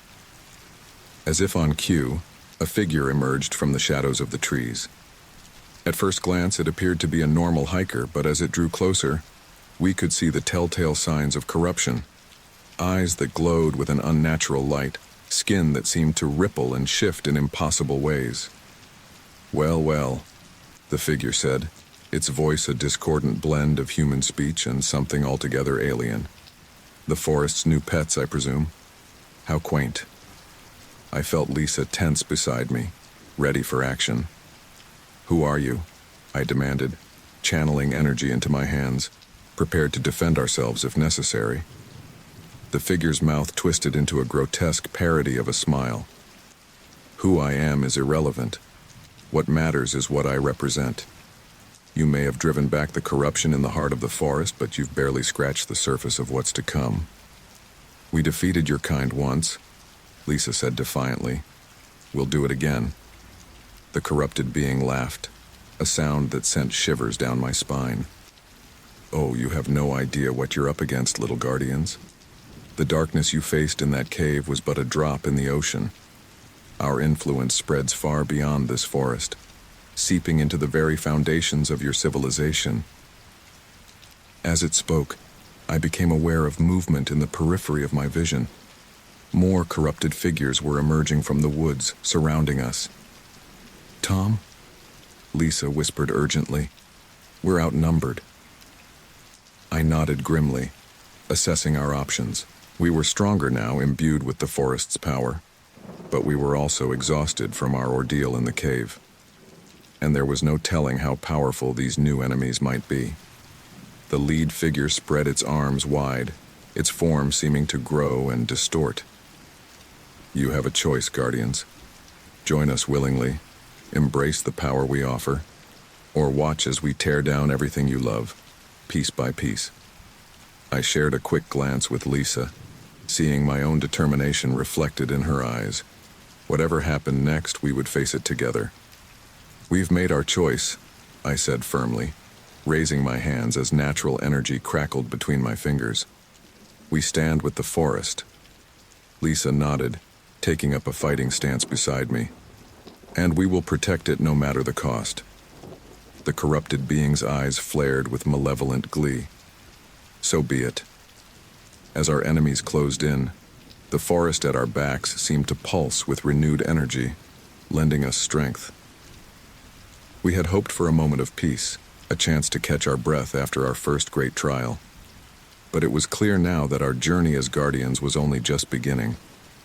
With the power of nature flowing through us and the bond between us stronger than ever, Lisa and I prepared to face this new threat. The drive back into town was surreal. After days immersed in the primal energy of the forest, the sight of buildings, cars, and bustling streets felt alien. But as we approached the outskirts of our small mountain community, it became clear that something was terribly wrong. "Tom, look," Lisa gasped, pointing out the window. I followed her gaze and felt my stomach drop. Dark, twisting vines covered several buildings, their unnatural growth defying all laws of nature. People moved through the streets with jerky, almost robotic motions, their eyes glazed over. "It spread," I whispered, horror dawning. "The corruptions reached the town." We pulled into the town square, parking haphazardly as we took in the full extent of the chaos. The Central Park, once a lush green space, was now a twisted mockery of nature. The trees had grown into grotesque shapes, their bark oozing a sickly phosphorescent sap. At the center, the old fountain burbled with what looked unsettlingly like blood. A group of townspeople noticed our arrival, turning towards us with eerie synchronicity. Their leader, a man I recognized as the local baker, stepped forward. His eyes glowed with the same otherworldly light we'd seen in the corrupted forest creatures. "Welcome home," he said, his voice a dissonant blend of human speech and something altogether alien. "We've been expecting you." Lisa and I exchanged a quick glance, silently agreeing on our course of action. We stepped out of the car, channeling the forest's energy into a protective barrier around us. "What have you done to these people?" I demanded, trying to keep the fear from my voice. The baker's face twisted into an unnatural grin. "Done? We've liberated them, opened their eyes to a greater purpose. Soon, the whole world will share in our evolution." As he spoke, more townspeople began to converge on us, moving with an unsettling fluidity that belied their human appearance. I could feel the corrupt energy radiating from them, a dark mirror of the natural power flowing through Lisa and me. "We need to do something," Lisa murmured, her hands glowing faintly with forest magic. We can't let this spread any further. I nodded grimly. But how? There are so many of them, and we don't know how to undo this corruption on such a large scale. Before we could formulate a plan, the corrupted townspeople attacked. They moved with inhuman speed and strength, forcing us into a desperate defensive battle. Lisa and I fought back to back, using our newfound abilities to repel the onslaught. I summoned vines from the cracked pavement, using them to entangle our attackers. Lisa created gusts of wind that knocked the corrupted people back, buying us precious moments to catch our breath. But for every opponent we subdued, two more seemed to take their place. As the battle raged on, I couldn't help but think of how different our lives had become in such a short time. Just days ago, we were ordinary people with ordinary jobs and ordinary problems. Now we were in the middle of a supernatural war fighting to save our town, and possibly the world, from an incomprehensible threat. "Tom, behind you!" Lisa's warning snapped me back to the present. I spun just in time to see the corrupted baker lunging at me, his hands morphed into wicked claws. Instinctively, I called upon the forest's power, feeling it surge through me. A burst of pure natural energy erupted from my palms, striking the baker square in the chest. To my amazement, the corrupted energy surrounding him seemed to dissipate. He collapsed to the ground unconscious, but looking more human than he had moments ago. "Lisa," I called out, excitement building. "I think I found a way to purify them." She nodded, understanding immediately. Together we focused our efforts on channeling the forest's energy not just defensively, but as a cleansing force. One by one, we began to free our neighbors from the corruption's grip. It was exhausting work, draining our newfound powers to their limit. But slowly, the tide of battle turned. As more people were freed, they began to help us subdue those still under the corruption's influence. Hours later, as the sun began to set, we stood in the center of town, surrounded by dazed but thankfully human townspeople. The corrupt growth that had overtaken the buildings was withering away, leaving only faint scars as evidence of its presence. "You did it," a voice said behind us. We turned to see Sheriff Anderson approaching, looking worn but grateful. "I don't understand exactly what happened here, but I know you two saved us all." I shared a weary smile with Lisa. "We just did what we had to do," she said modestly. The sheriff shook his head in amazement. "Well, whatever you did, we owe you a debt of gratitude. But what was that thing? And is it over?" The smile faded from my face as I considered his questions. "I'm afraid it's not over, Sheriff. This was just one manifestation of a much larger problem, and we need to figure out how it spread here from the forest." Over the next few weeks, Lisa and I found ourselves thrust into the role of reluctant heroes. We worked tirelessly to help the town recover, using our abilities to accelerate the healing of the land and to watch for any resurgence of the corruption. But even as we threw ourselves into this work, I found myself struggling with the weight of our new responsibility. Late one night, as we sat on the porch of my small cabin on the edge of town, I finally voiced the doubts that had been gnawing at me. "Lisa," I said softly, "do you ever wish we could go back to our old lives before all of this?" She was quiet for a long moment, her gaze fixed on the forest looming in the distance. "Sometimes," she admitted. "It was simpler then, but I don't think I could ever be truly happy going back to ignorance. Not now that we know what's at stake." I nodded, understanding exactly what she meant. We had been changed not just by the forest's power, but by the knowledge of the wider world it had revealed to us. Our conversation was interrupted by an urgent call from one of our newfound allies, a local scientist who had been helping us investigate the corruption's spread. What she revealed shook us to our core.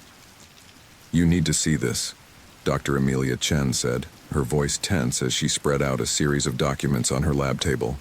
"I've been analyzing samples of the corrupted growth and cross-referencing them with global environmental data. This isn't isolated to our forest or even our region. There are signs of similar corruption popping up all over the world." She pointed to a map dotted with red markers. "These are confirmed sightings of anomalous growth or behavior similar to what we experienced here. And look at this." Many of these locations correspond with sites of major industrial or technological development. A chill ran down my spine as the implications became clear. You're saying this is global? That the corruption is somehow tied to human activity? Dr. Chen nodded grimly. It's like the planet itself is reacting to the damage we've done, but in a way that's been twisted, corrupted, and there's more. I found evidence of an organization that seems to be actively cultivating and spreading the corruption.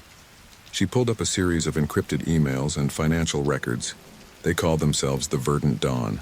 From what I can gather, they believe they're ushering in a new age of human evolution, merging humanity with this corrupt version of nature. Lisa's face paled as she examined the documents. This is bigger than we ever imagined. How can we possibly fight something on this scale? As if in answer to her question, we felt a familiar presence brush against our minds.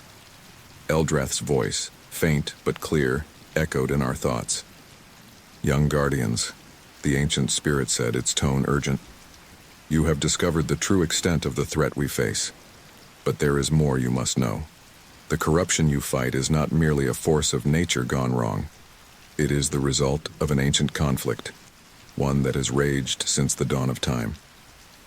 Images flashed through our minds, glimpses of primordial forests, of battles between forces of pure nature and twisted, corrupted entities. We saw the rise and fall of civilizations, each one tipping the balance between preservation and exploitation. The Verdant Dawn is but the latest manifestation of those who would pervert the natural order for their own gain, Eldrath continued. They have rediscovered old magics, tapping into the same corrupt power that nearly destroyed the world eons ago. The final image Eldrath showed us was of a network of ley lines crisscrossing the globe, pulsing with energy.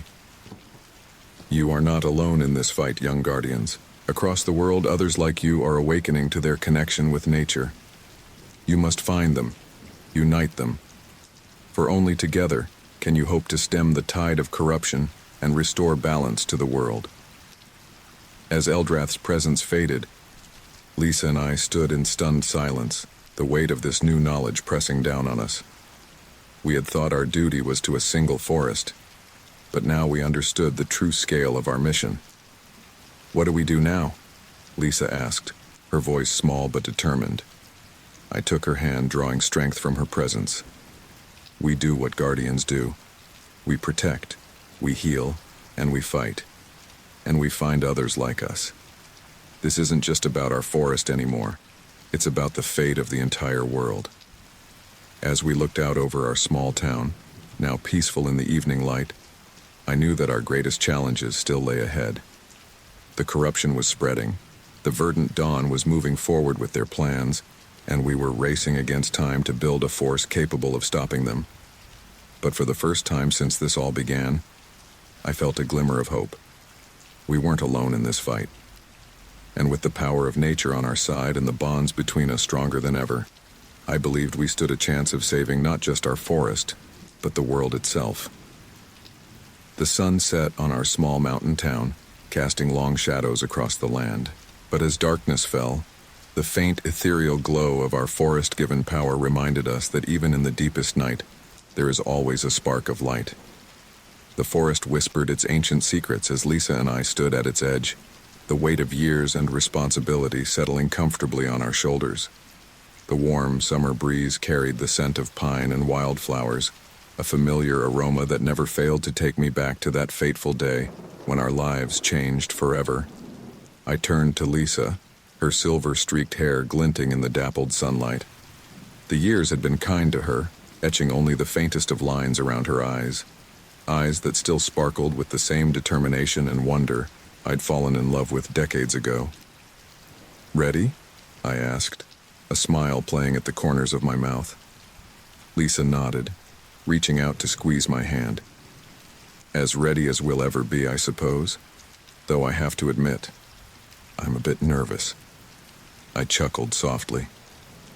After everything we've been through, this is what makes you nervous. This is different, she replied, her gaze drifting to the small group of young adults gathered nearby, their excited chatter carrying on the wind. We're not just protecting the forest anymore. We're shaping the future. I followed her gaze, studying the faces of our students, the next generation of guardians. Each of them had been carefully chosen, having displayed a natural affinity for the magic that pulsed through the earth beneath our feet. They were young, eager, and completely unaware of the weight they would soon bear. They remind me of us, I mused. Do you remember how clueless we were? Lisa laughed, the sound as melodious as the day I first heard it. How could I forget? We nearly got ourselves killed a dozen times over. As if summoned by our reminiscence, a familiar roar echoed through the trees. The students fell silent, their eyes wide with a mixture of fear and awe. Was that? One of them, a young woman named Zara, asked hesitantly. I nodded, a grin spreading across my face. That would be an old friend of ours. Don't worry, his bark is worse than his bite. Most of the time. Lisa rolled her eyes at my poor attempt at humor before addressing the group. All right, everyone, this is it. The moment you step into this forest, your lives will change forever. Are you absolutely sure you're ready for this? The students exchanged glances, a silent conversation passing between them. It was Eli, the youngest of the group, who spoke up first. We've been training for this our whole lives. We're ready. The others nodded in agreement, their faces set with determination. I couldn't help but feel a swell of pride. We had chosen well. Very well, I said, my voice taking on a more serious tone. Follow us and remember everything we've taught you. The forest may seem peaceful, but danger lurks in every shadow. Stay alert, stay together, and above all, trust in the magic within you. With that, Lisa and I turned and stepped into the cool shade of the forest. The students followed close behind, their excitement palpable in the air around us. As we walked, I couldn't help but reflect on the incredible journey that had brought us to this point. The years following our initial encounter with the guardian bear had been a whirlwind of adventure, danger, and discovery. We had traveled the world, combating the darkness that threatened to consume not just our forest but the entire planet. We had faced down corrupt corporations, battled ancient evils, and even stood against governments that sought to exploit the Earth's magic for their own gain. Along the way, we had made allies and enemies, lost friends and found new ones. But through it all, Lisa and I had remained constant, our bond growing stronger with each passing year. Now, as we led our students deeper into the heart of the forest, I felt a sense of completion. We had come full circle, returning to where it all began to pass on our knowledge and ensure the protection of the natural world for generations to come. The familiar whisper of the trees surrounded us, a language we had long since learned to understand. I glanced at Lisa, seeing the same contentment in her eyes that I felt in my heart. Suddenly, the forest around us fell silent. The students tensed, instinctively drawing closer together. What's happening? Zara whispered, her hand hovering near the pouch of herbs at her waist, a tool we had taught them to use for quick spell casting. Before I could answer, the air before us shimmered, and a massive form materialized. The guardian bear, as magnificent and awe-inspiring as the day we first encountered him, stood before us. The students gasped collectively, but to their credit, none of them ran. I felt another surge of pride at their bravery.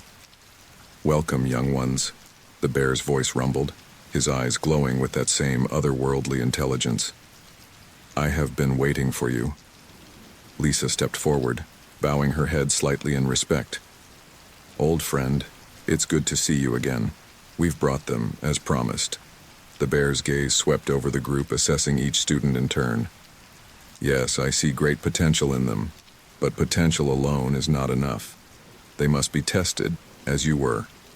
I nodded, having expected this. We understand. They're ready. Are we? Eli piped up, his voice quavering slightly. What kind of test? The bear turned his attention to the young man. The forest itself will test you, young one. It will challenge your mind, body, and spirit. Only those who prove worthy will be granted the power to protect it. Another student, Marcus, stepped forward. But we've been training for years. Surely that counts for something. The bear's laugh was like rolling thunder. Training is but the first step on a long journey. True wisdom comes from experience, from facing your fears and overcoming them. Are you prepared to do that? The students exchanged nervous glances, but one by one, they nodded their assent. Very well, the bear said. Then let the trials begin. With a wave of his massive paw, the forest around us transformed. The familiar paths disappeared, replaced by a maze of twisting vines and towering trees. The very air seemed to shimmer with magic. Each of you will face your own unique challenges, the bear explained. Trust in yourselves and in each other. Remember the lessons you have learned and you will prevail. As the students prepared themselves, Lisa turned to me, worry etched on her face. Do you think they're truly ready for this? I wrapped an arm around her shoulders, pulling her close. They're as ready as we can make them. The rest is up to them now. We watched as our students ventured into the magical labyrinth, each taking a different path. The forest seemed to swallow them up, leaving Lisa and I alone with the guardian bear. You have done well, the bear said, his voice softer now. The forest has flourished under your protection. Thank you, I replied, feeling a lump form in my throat. But I can't help feeling like our work is far from over. The bear's eyes twinkled with something akin to amusement.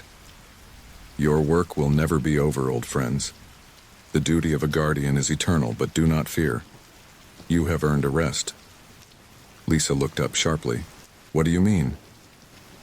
Your time as active guardians is coming to an end, the bear explained. You have trained your successors well. Now, it is time for you to take on a new role, that of mentors and advisors. I felt a mix of emotions wash over me, relief, sadness, and a touch of fear. But what if they need us? What if something goes wrong? The bear's expression softened. They will always need you, but in a different capacity. You have given them the tools they need to succeed. Now you must have faith in them, just as I had faith in you all those years ago. As if on cue, we heard shouts and laughter echoing from different parts of the forest. One by one, our students emerged from their trials, their faces flushed with exertion and triumph. Zara was the first to reach us, her eyes wide with wonder. That was incredible. I've never felt so connected to the forest before. The others soon joined her, each recounting their experiences with breathless excitement.